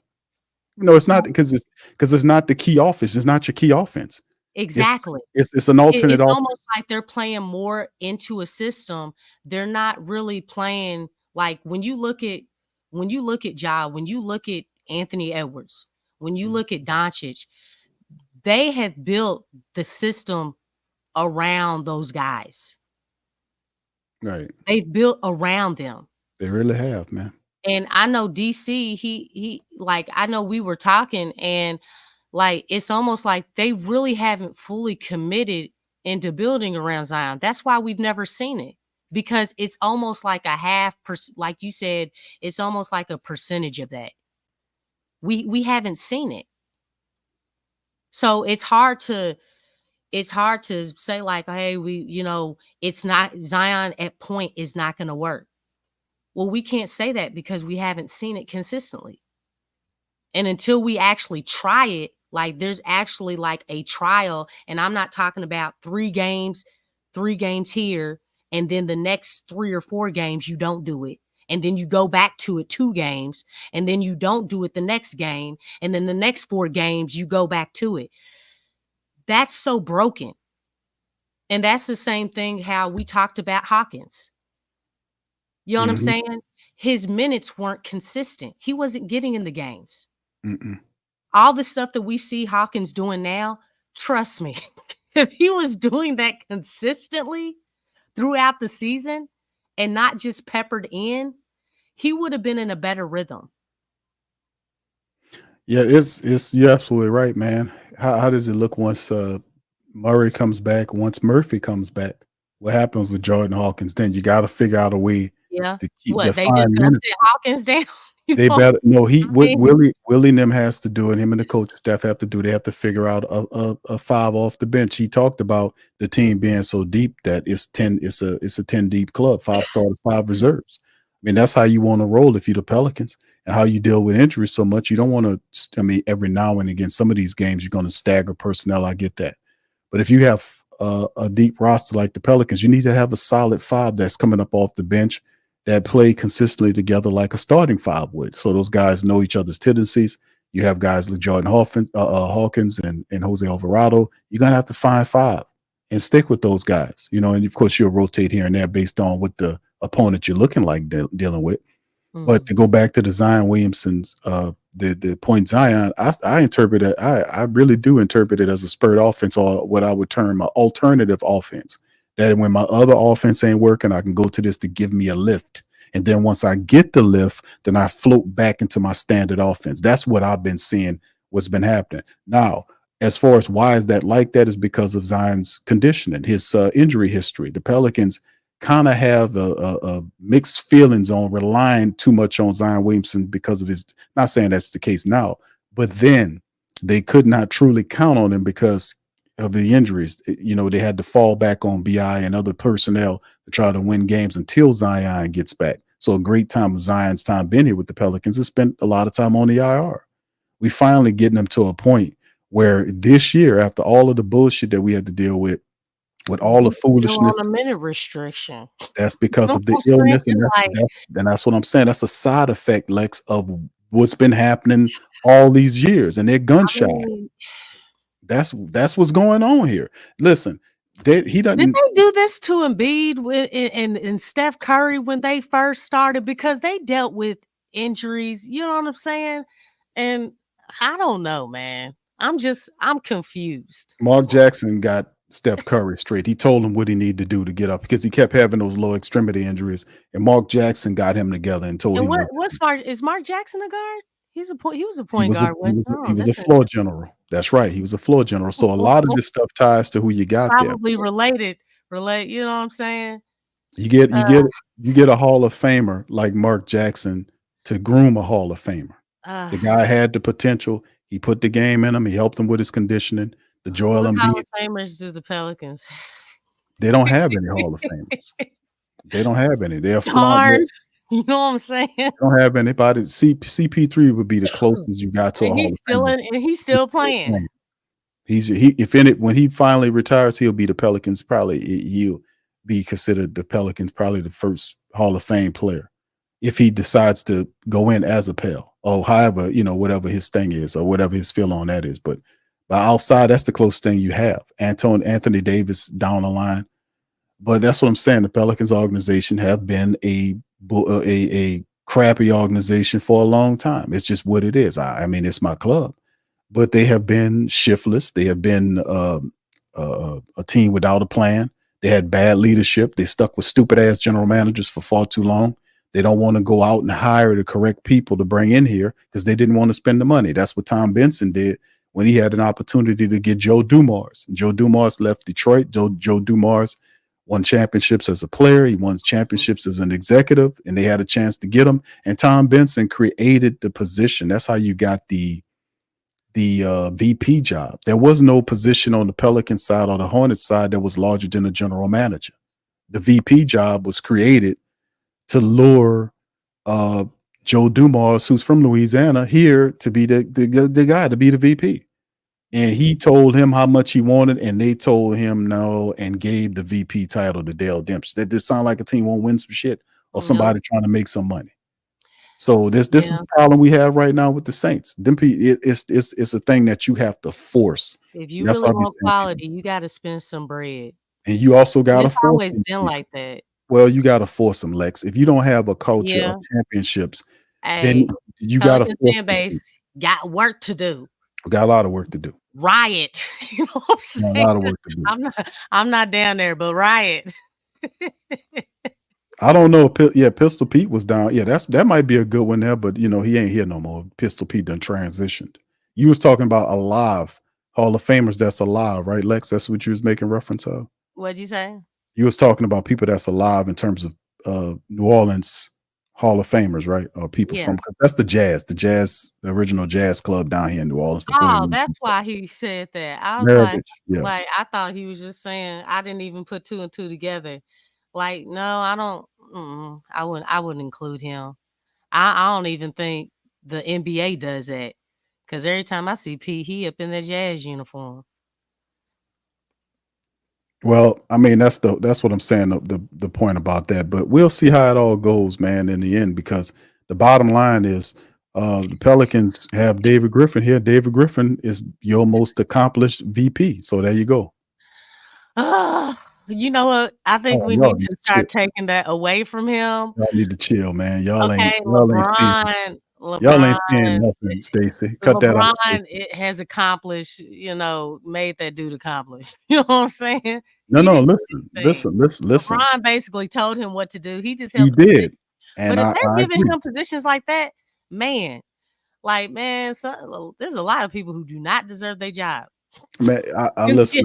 I'm just keeping it real. Listen, regardless of that, I'm telling you that that's the best general manager you ever had. You go back and look at the Pelicans general managers and see what I'm talking about. With LeBron helping them or not, that's still one of the best. And Stacey, y'all need to chill out with the Baltimore thing, man. Y'all want to know true losses, man? Y'all come down here to New Orleans. We'll show you a 6-game losing streak. If y'all ready to ride, we about to tear the whole damn building down. If y'all were ready to ride. Well, at least winning is still prioritized. Yeah, we lost 6 games in a row. Y'all talking about y'all still a 500? Y'all still a winning team? What y'all record is? That is true. But y'all still above 500, man. We done lost 6 games in a row. That's why winning needs to be prioritized to the fullest, man. Because when you have doing it, people can see it, man. People can see it. But that's the point of what we bringing us to the current situation. Go ahead, Lex. You was about to say something. Go ahead. Yeah. I just want to say, look, I know today was a loss. I don't expect the Pelicans to win every game. Okay. I want to make this clear because, I know it's like, man, y'all going too far as it's just one loss. But hey, the thing is, it's not the actual loss. I don't like losing. I don't want nobody to, feel like that or anything, but it's the way that you lose. If the Pelicans were playing hard, playing to their strengths, playing good basketball, and they lost, the thing is they were doing things right. They just, the better team won tonight. But tonight, they were down by 30, y'all. It's the way that you're going about these losses that you have to look at. It's like, why are you down by this much? Why are you all not working hard? Why are you all a step slow? Why are you all not getting after it? Why are you this team is beating you, in transition on the boards, the effort wasn't there, things of that nature. That's when it's a problem. It's how you're going about when you're losing these games. We know that the Pelicans were not going to win all 82 games. We already know this. But the thing is that you want to give yourself a chance to win, right? Right. You want to give yourself a chance, and you just didn't see that.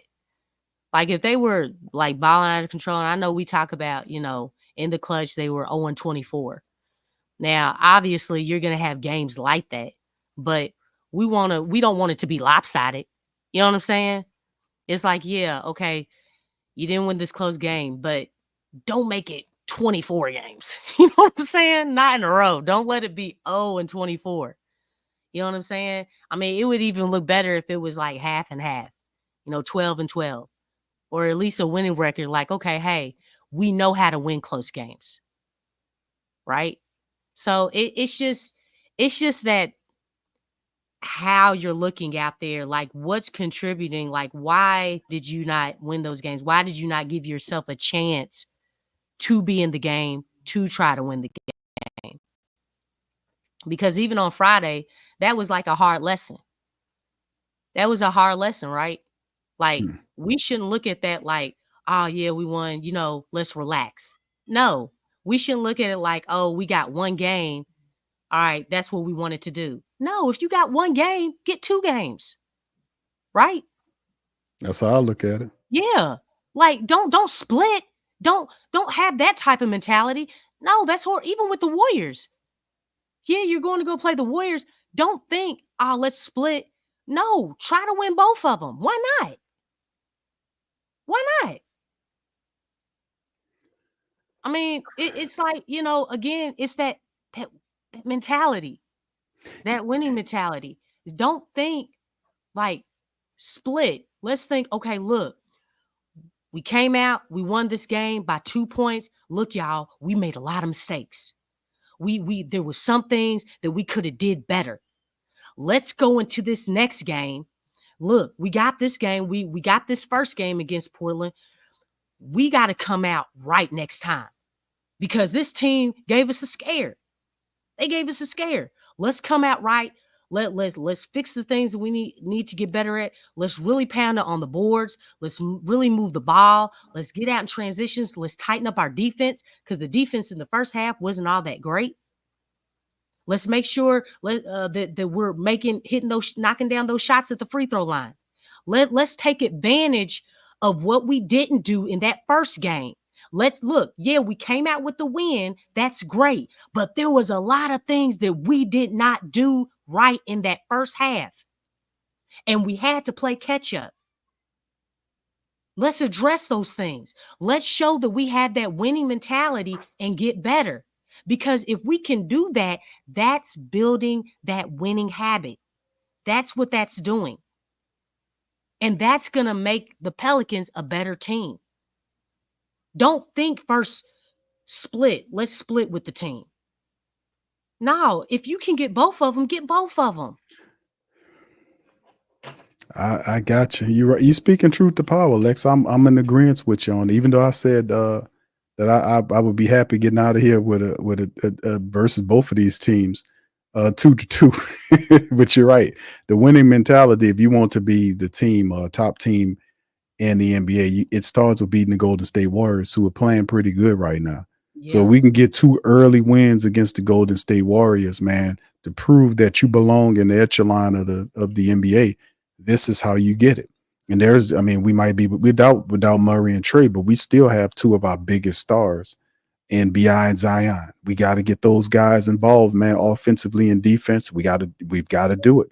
We've got enough firepower to compete with these teams right now. We play defense, high IQ basketball. We hit our free throws, we rebound, we play some defense, man. We do it like we're supposed to, and we can. That's why I said I think we can get one of them, but I'm not mad at you for your philosophy and wanting to get both of them. If you're a champion and you are different than your past reincarnations, what are we that trying should to be. do? We trying to win some championships. Yeah, as a fan, what do you want the Pelicans to do? What are your expectations for the Pelicans? You know, if we're really trying to get to the playoffs, not just get to the playoffs, win in the playoffs, go to the next round in the playoffs, get to the Western Conference in the playoffs. All that stuff starts now. And guess what? All these games right now, they're going to matter most at the end of the season. They are. They are. Mhm. Remember last season? Yep. Who was in the play-in? The Warriors were in the play-in. Yep. Okay, the Kings. Mm-hmm. All right, you know, the Pelicans, the Lakers, we all bunched. So these games right here, believe it or not, they are affecting what's to come, what happens, what transpires when it gets closer to the playoffs. These games right now will probably matter. We're going to look back and be like, man, that game against Portland, if Portland is in the play-in. You see what I'm saying? It can affect Right. seeding. Oh, And yeah. that's how you have to. You can't always look at, you know, one game at a time. I get that. But the thing is like, hey, how you do right now, again, that winning mentality, how you look at these games right now can affect the game, you know, down the road when it's tight, when the race is tight. And it's like, man, we didn't get that 6th seed, or golly, we're in the play-in again. Well, why is that? Well, remember that game against Portland? Remember the game against, you know what I'm saying? Yeah, they add up. Yeah, and that's I what was saying happened. that. I was saying that shit The late. Warriors were in that tight space along with the Pelicans at the end of the season. So, you know, we'll come back to this right here if it gets to that. But listen, but this is unique because the way they situating this shit, like this Portland game, that's one you're supposed to have gotten. I don't think, like you said, I'm not mad at you trying to sweep Golden State early on, but you're playing these teams early on. They're not in mid-season form. Yeah. You got No, a few players, exactly. so They're still playing well. right. That's what I'm saying. You can sneak a couple of these teams because some of these guys are not in mid-season form. A lot of these guys are trying to figure out what they got doing. You can get a couple of wins in here, but if the Pelicans are really serious, like I said, we got our guys Zion and Bi. We got CJ. We got a good bench. We got young guys. Jordan Hawkins is playing really good. Jose Alvarado, Javante Green. These guys are stepping up. Tice, Herb. That's enough for the Pelicans right here to kind of hammer and get some wins here and build up some wins, man. We're 2-1 right now. We face off against Golden State Tuesday and Wednesday. Be cool to get those lost. Will be taken seriously to a degree. Be building up a reputation is what you're doing. Got to build that rep to get respect by beating these teams, especially with Draymond Green. Anytime he talks shit, you want to just stop him in the ground or be validated by his comments. Everybody knows physicality. Listen to what Willie Green said tonight. He said, what was one of the difference makers? He said play with force. Huh? He said play with force. Yeah. It's basically what you're saying, but it's for it ain't the same. He's which one do y'all choose? Force or violence? I know what you're getting at. There's two different things. That's two. Look, force. Look, you going to some physics type stuff. You know what I'm saying? Willie's not going to use over. You know, come on, Lex. You know violence is to the point. Okay. He's not going to use Borrego. Look, Borrego says we that trying to hurt somebody. Okay. Look, you can hurt people with the basketball, not literally. I'm gonna need y'all to please be in the right place. Lex, hold on. I got to say this. You can hurt people with the force. No. Every time he says force, I'm like, dog, this is not Star Wars. Listen, you can hurt people with the force. Look, this is reality. You know what I'm saying? Gotta ask Darth Vader. You can hurt people with the force. Look, we don't got no lights coming out of no swords and stuff, you know. Like, no, this Where my is Star Wars real. Star Okay, Wars supporters at, man? look, Where my okay, Star Wars y'all, heads at? Tell hey, Lex y'all see Draymond, y'all can right? beat him with Y'all the see force. Draymond. Everybody see Draymond, right? Is he playing Yes. with force or is he playing with violence? He playing with crazy because he out of his mind. That's what Okay, he's violence. He's definitely hitting violence. people. He's smacking He people. definitely They tapping into the pay. crazy side of it. Yes. Look, Yes. you He know what I'm choking saying? people, he He got pop people people in upside their head. chokeholds. Yes, yes. He He's definitely playing with the using violence. violence. He is That's definitely not doing it. force. Now, I'm not saying that you have to be that violent to the point where, because he should be kicked out of a lot of them games. Should have And been done, he man. ain't kicked out. He ain't ejected enough. No. But He got we stepped need on. more of that type of violence, right? We got 'Cause- Javonte Green. He's pretty. No. I don't know if you can say he's violent, but he got a little chip on his shoulder. Well, he's street dude. You know what I'm He saying? he definitely Yeah, played with he is. Yeah. Yeah. So I mean, you can tell. Jose got a little. Jose is kind of Now I will got a say little this. chihuahua in him, but you know he 'cause- good. Why did you say Chihuahua? He pesky, you know. So he be right looking around at that, you know. And I see Jose in the other game against Portland. Jose was doing the chihuahua energy. He was throwing it at that moist referee, saying, "What did I do to get?" You know how he walks up to him, like he got his hands out, imploring him. What did I do wrong? You know, like Gosh, he said a Chihuahua. Yeah, he got that chihuahua energy. Every now and again, Jose do his dog thing, man. Hey. But it's a different energy. And I'm not saying you got to be street to have violence. I don't want y'all to think that. There's some suburban and country folk who violent too. Okay, all right, yeah, okay. Country folk, yeah, and I'm one of them. you know what I'm saying? I'm one of them. Country folk keep that pistol. My grandfather and all. I ain't gonna even get into that. Look, country folk, the real country folk who go out hunting. They're cool, but they'll put that pistol on your ass. Yeah, they sure will. Mhm. Don't they step a foot on the property? Oh yeah, they use that pistol to hunt and to shoot you in your ass. That's what the bottom line is. Get off my property. Mm-hmm. Oh yeah, man. Hey, don't play the Southern hospitality to the fullest. You ain't never lying, man. I tell you what. Yeah, my people from the country. And I tell you what, my grandpa, grandma, all them, man. Yeah. Grandpa kept them pistols. Oh yeah. Cigar boxes. A whole bunch of them, right? Oh, yeah, he had boxes, cigar boxes with coins in them and pistols. So coins and pistols. All right, yes. Hey, you walk in my grandfather's house, all you see is animals on the wall. Look, who chose violence? Look what happens. You gonna be on the wall, pinned up like. Willie from Detroit. Lex, I think Willie all about that street life. No, man, no. He went to like Sacred Heart or something. No, he ain't go to no Sacred Heart. He went to Holy. No, Detroit. Mercy. Yeah, what school he went to? He went to Holy something. No, Detroit. Mercy. Yes. What you said, Mercy? Detroit Mercy. That was the name of the school he went to collegiately. Yeah. Okay. So that takes all the aggression out of Detroit once you go to Detroit Mercy. You can't tell a man that went to Detroit Mercy to coach with violence, Lex. That's a contradiction to his belief system. Oh my goodness. Let me tell you something. Hey, I think they took them words off the walls too, just to let you know. I seen a picture. Did they? I think they took all that shit down. If I'm not, they ain't there yet. They ain't back home. No, I'm saying they hold on. Let me see if I can pull it up. I want to say they took the pictures down.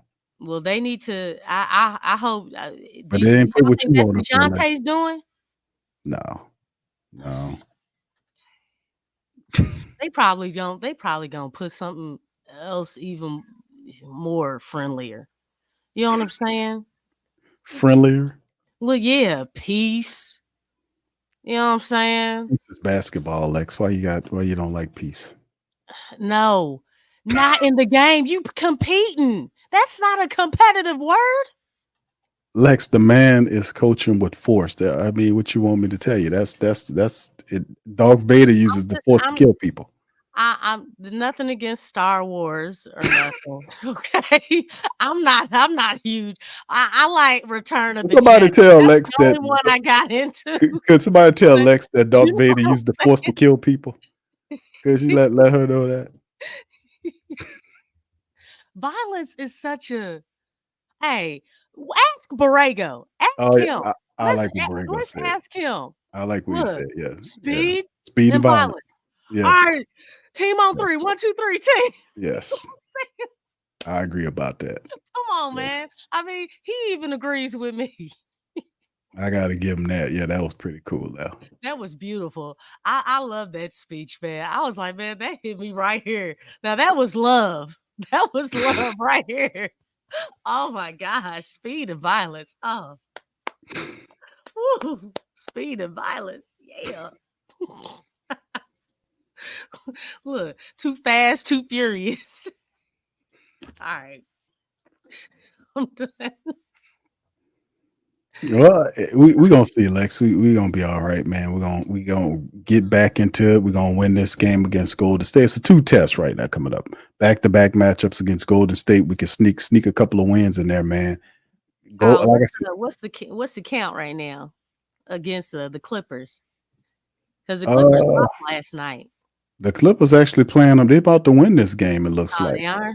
they're up I right guess now. they had an extra push. But you know what, though? One thing I will say about the Clippers, because I have been watching their games, they've been balling.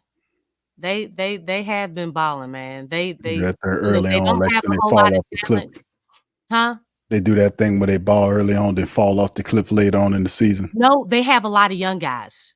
They have a lot of guys. They have guys that, they playing with a chip. And so they going out there and they're playing. They're out there playing. I was actually surprised because they actually came back on the Suns.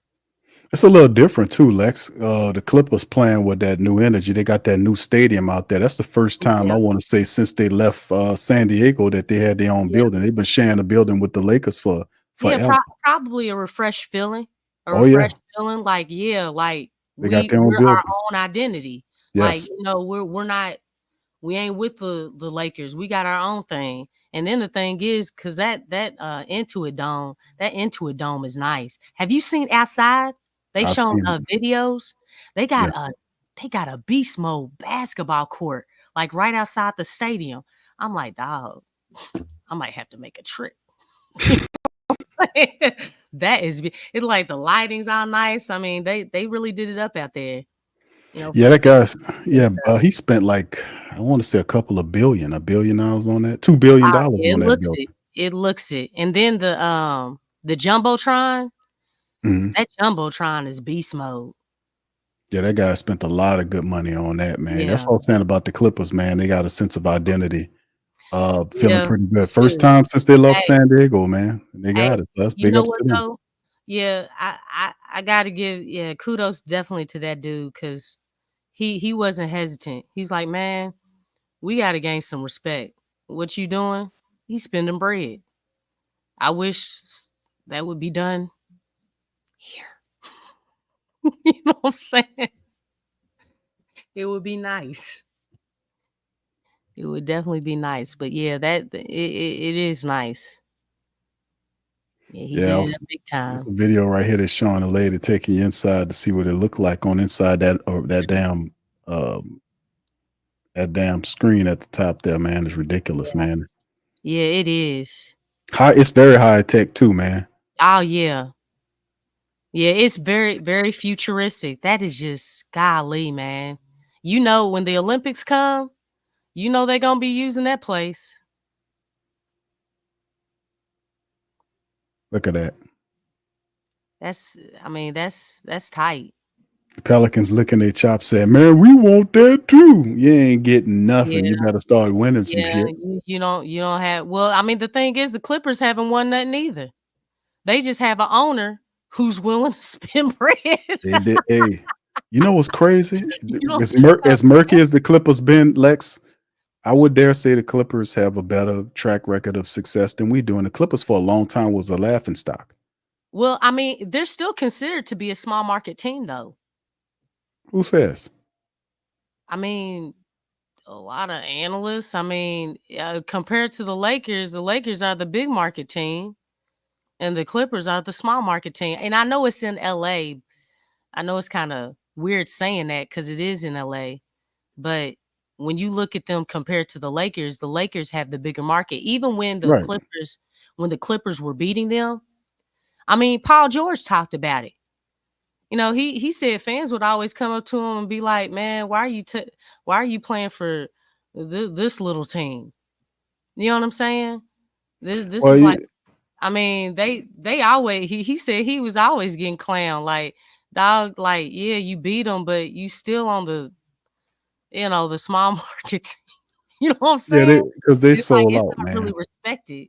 Now, because they sold out. The Clippers sold out and left San Diego to go to Los Angeles to make money, and they didn't have a building, so they basically became B tenants for the Mhm. Lakers. So the Lakers had dominance over the Brother. building. So that's what happened with them. But they finally, you got a guy built his own damn stadium. They are the little Yeah, brother. I give you that. That's true. I yeah. mean, they don't have any championships. Lakers No, got like they what don't. 16, And 17 that's what championships? really is the Yeah. championships. Yeah, So 17, something like that. they had beaten the Lakers like what 10 times in a row before they finally beat them. But they hadn't Or beaten something them like that. in some years, and they were still considered to be that little brother. Well, that's So understandable. That's understandable when you dealing with a team that got like what, seven? How many championships the Lakers have? 16, 17 championships? 18? I they don't had know how many it is. 17 because 17 yeah, championships. because they were tied with the Celtics, and the Celtics got 18 now. So they just, yeah, that definitely relegates you to permanent status as a little brother. But Yeah, congratulations on Ballmer building his own building to get the hell on out of yeah. there, man. So that's what's all Yeah, about. I mean, but that's the start. That's the start of building something, like having a big market mentality. It's like, okay, yeah, we little brother, but guess what? Little brother got a fatter arena than you. You know what I'm saying?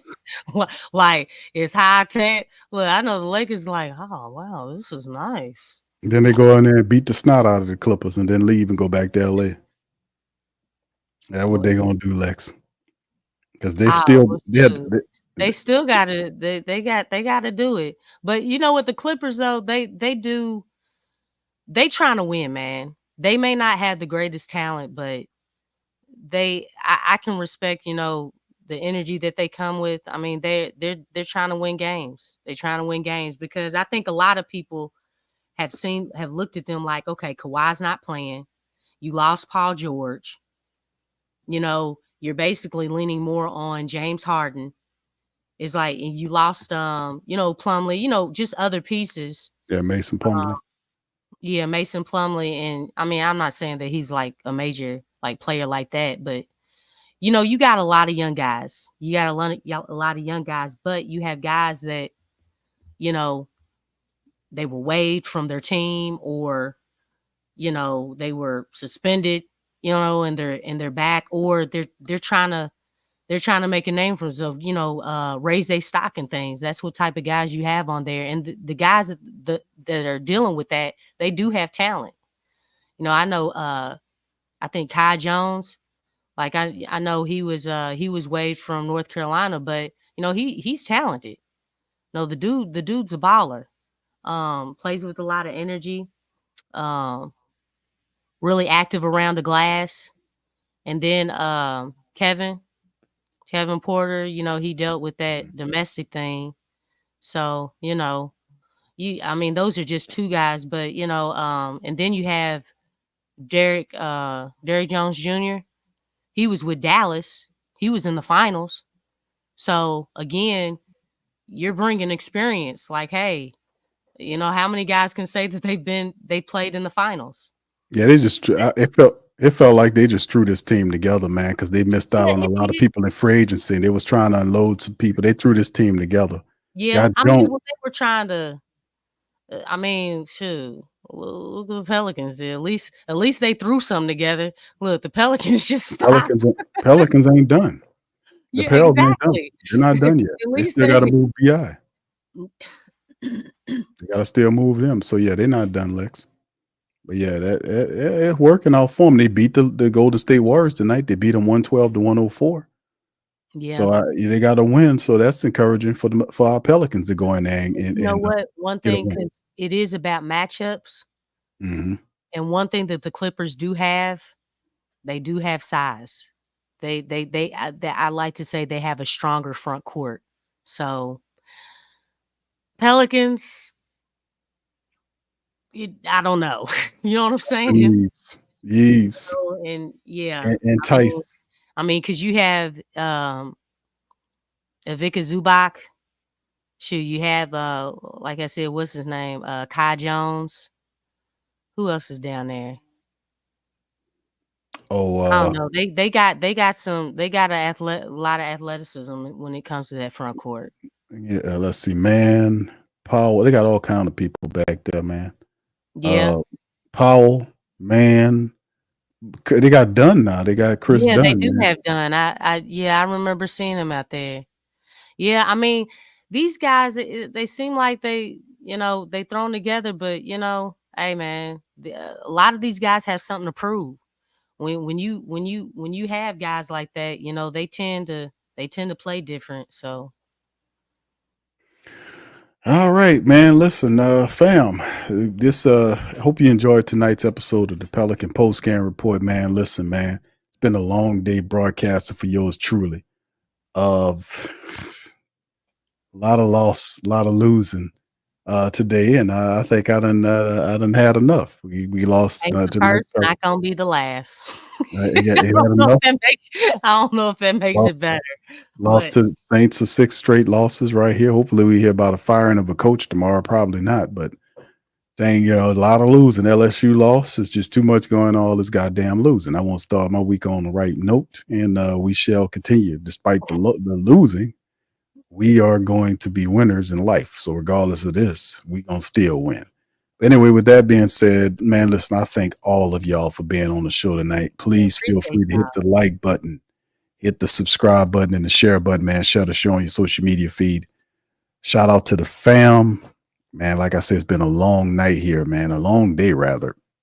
Long weekend. But fam, listen, do us a service. Like I said, hit the like button.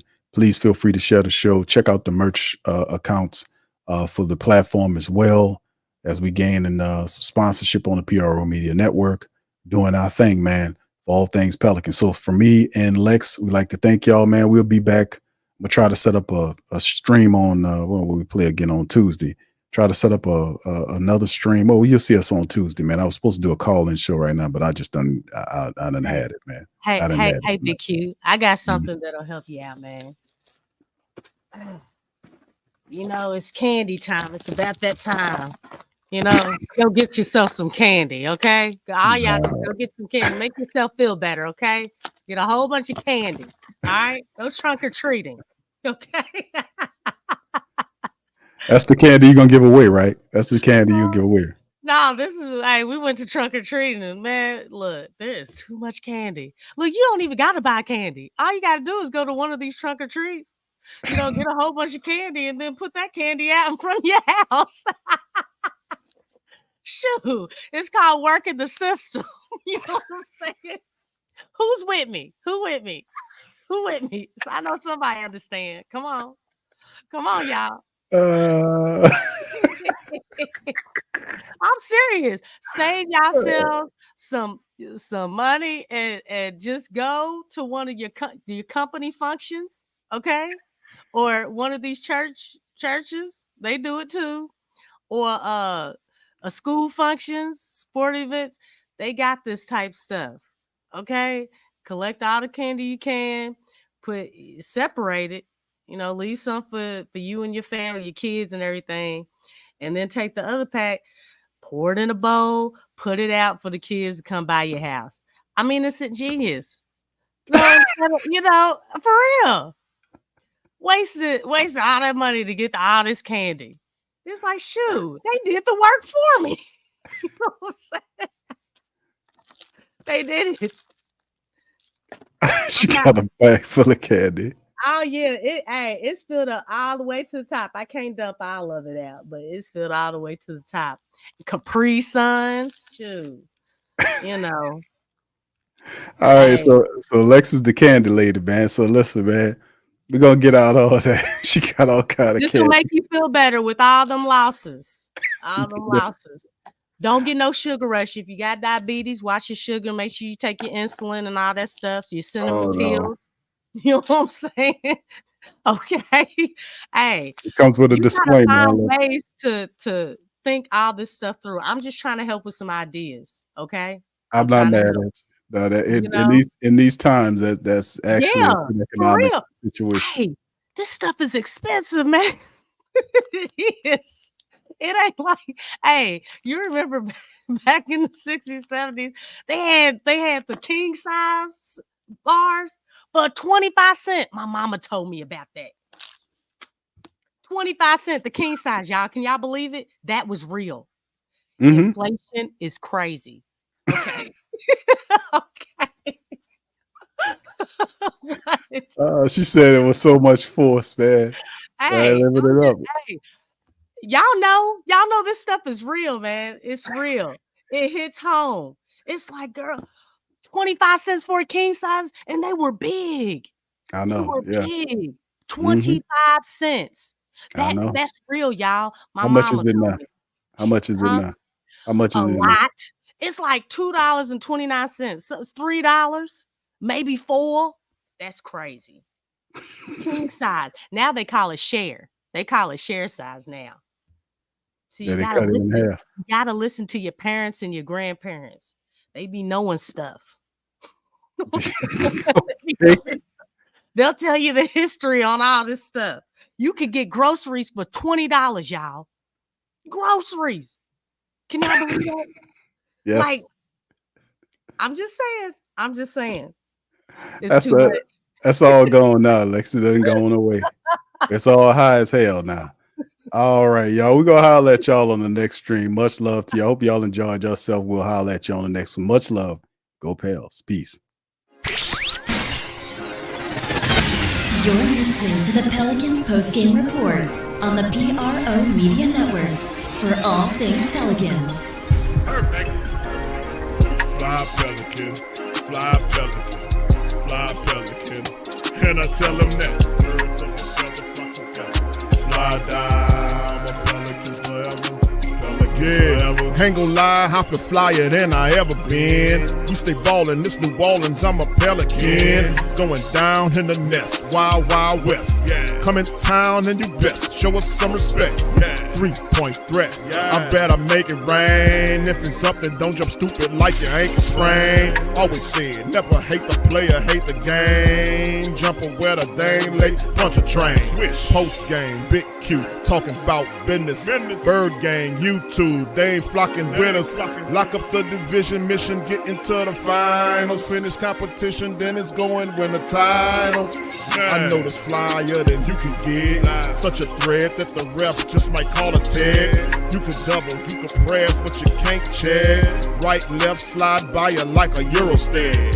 Fly Pelican, fly Pelican, fly Pelican. And I tell them that birds of a feather flock together.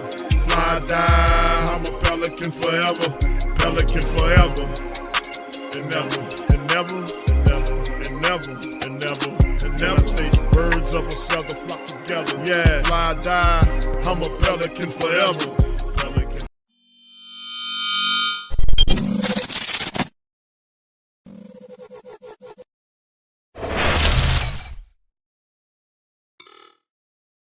Show us the edge. TheWhoThatDaily.com. That's right, TheWhoThatDaily.com. Your one-stop shop for everything New Orleans Saints, New Orleans Pelicans, LSU Tigers, even the top flight boxing news. So if you're a Who That and you're looking for a place to stay up on your team, TheWhoThatDaily.com is your site. TheWhoThatDaily.com for the sport Who That in all of us. That's right, like the Pro Shop is the platform store where you can go and buy all the latest merch to support the platform. Available at the Pro Shops, we have dozens of hundreds of products available for you and your family. Unisex tees for men and women, hoodies and sweatshirts, tank tops, kids and baby items, long sleeve tees, mugs, pillows, wall art, bath bedding, face masks, phone cases, stickers, bags, fanny packs, socks, hats, and many other items. Please feel free to check out the Pro Shops. The link is in the description section below. Remember, it helps the platform continue to grow. Check out the Pro Shop and who that too.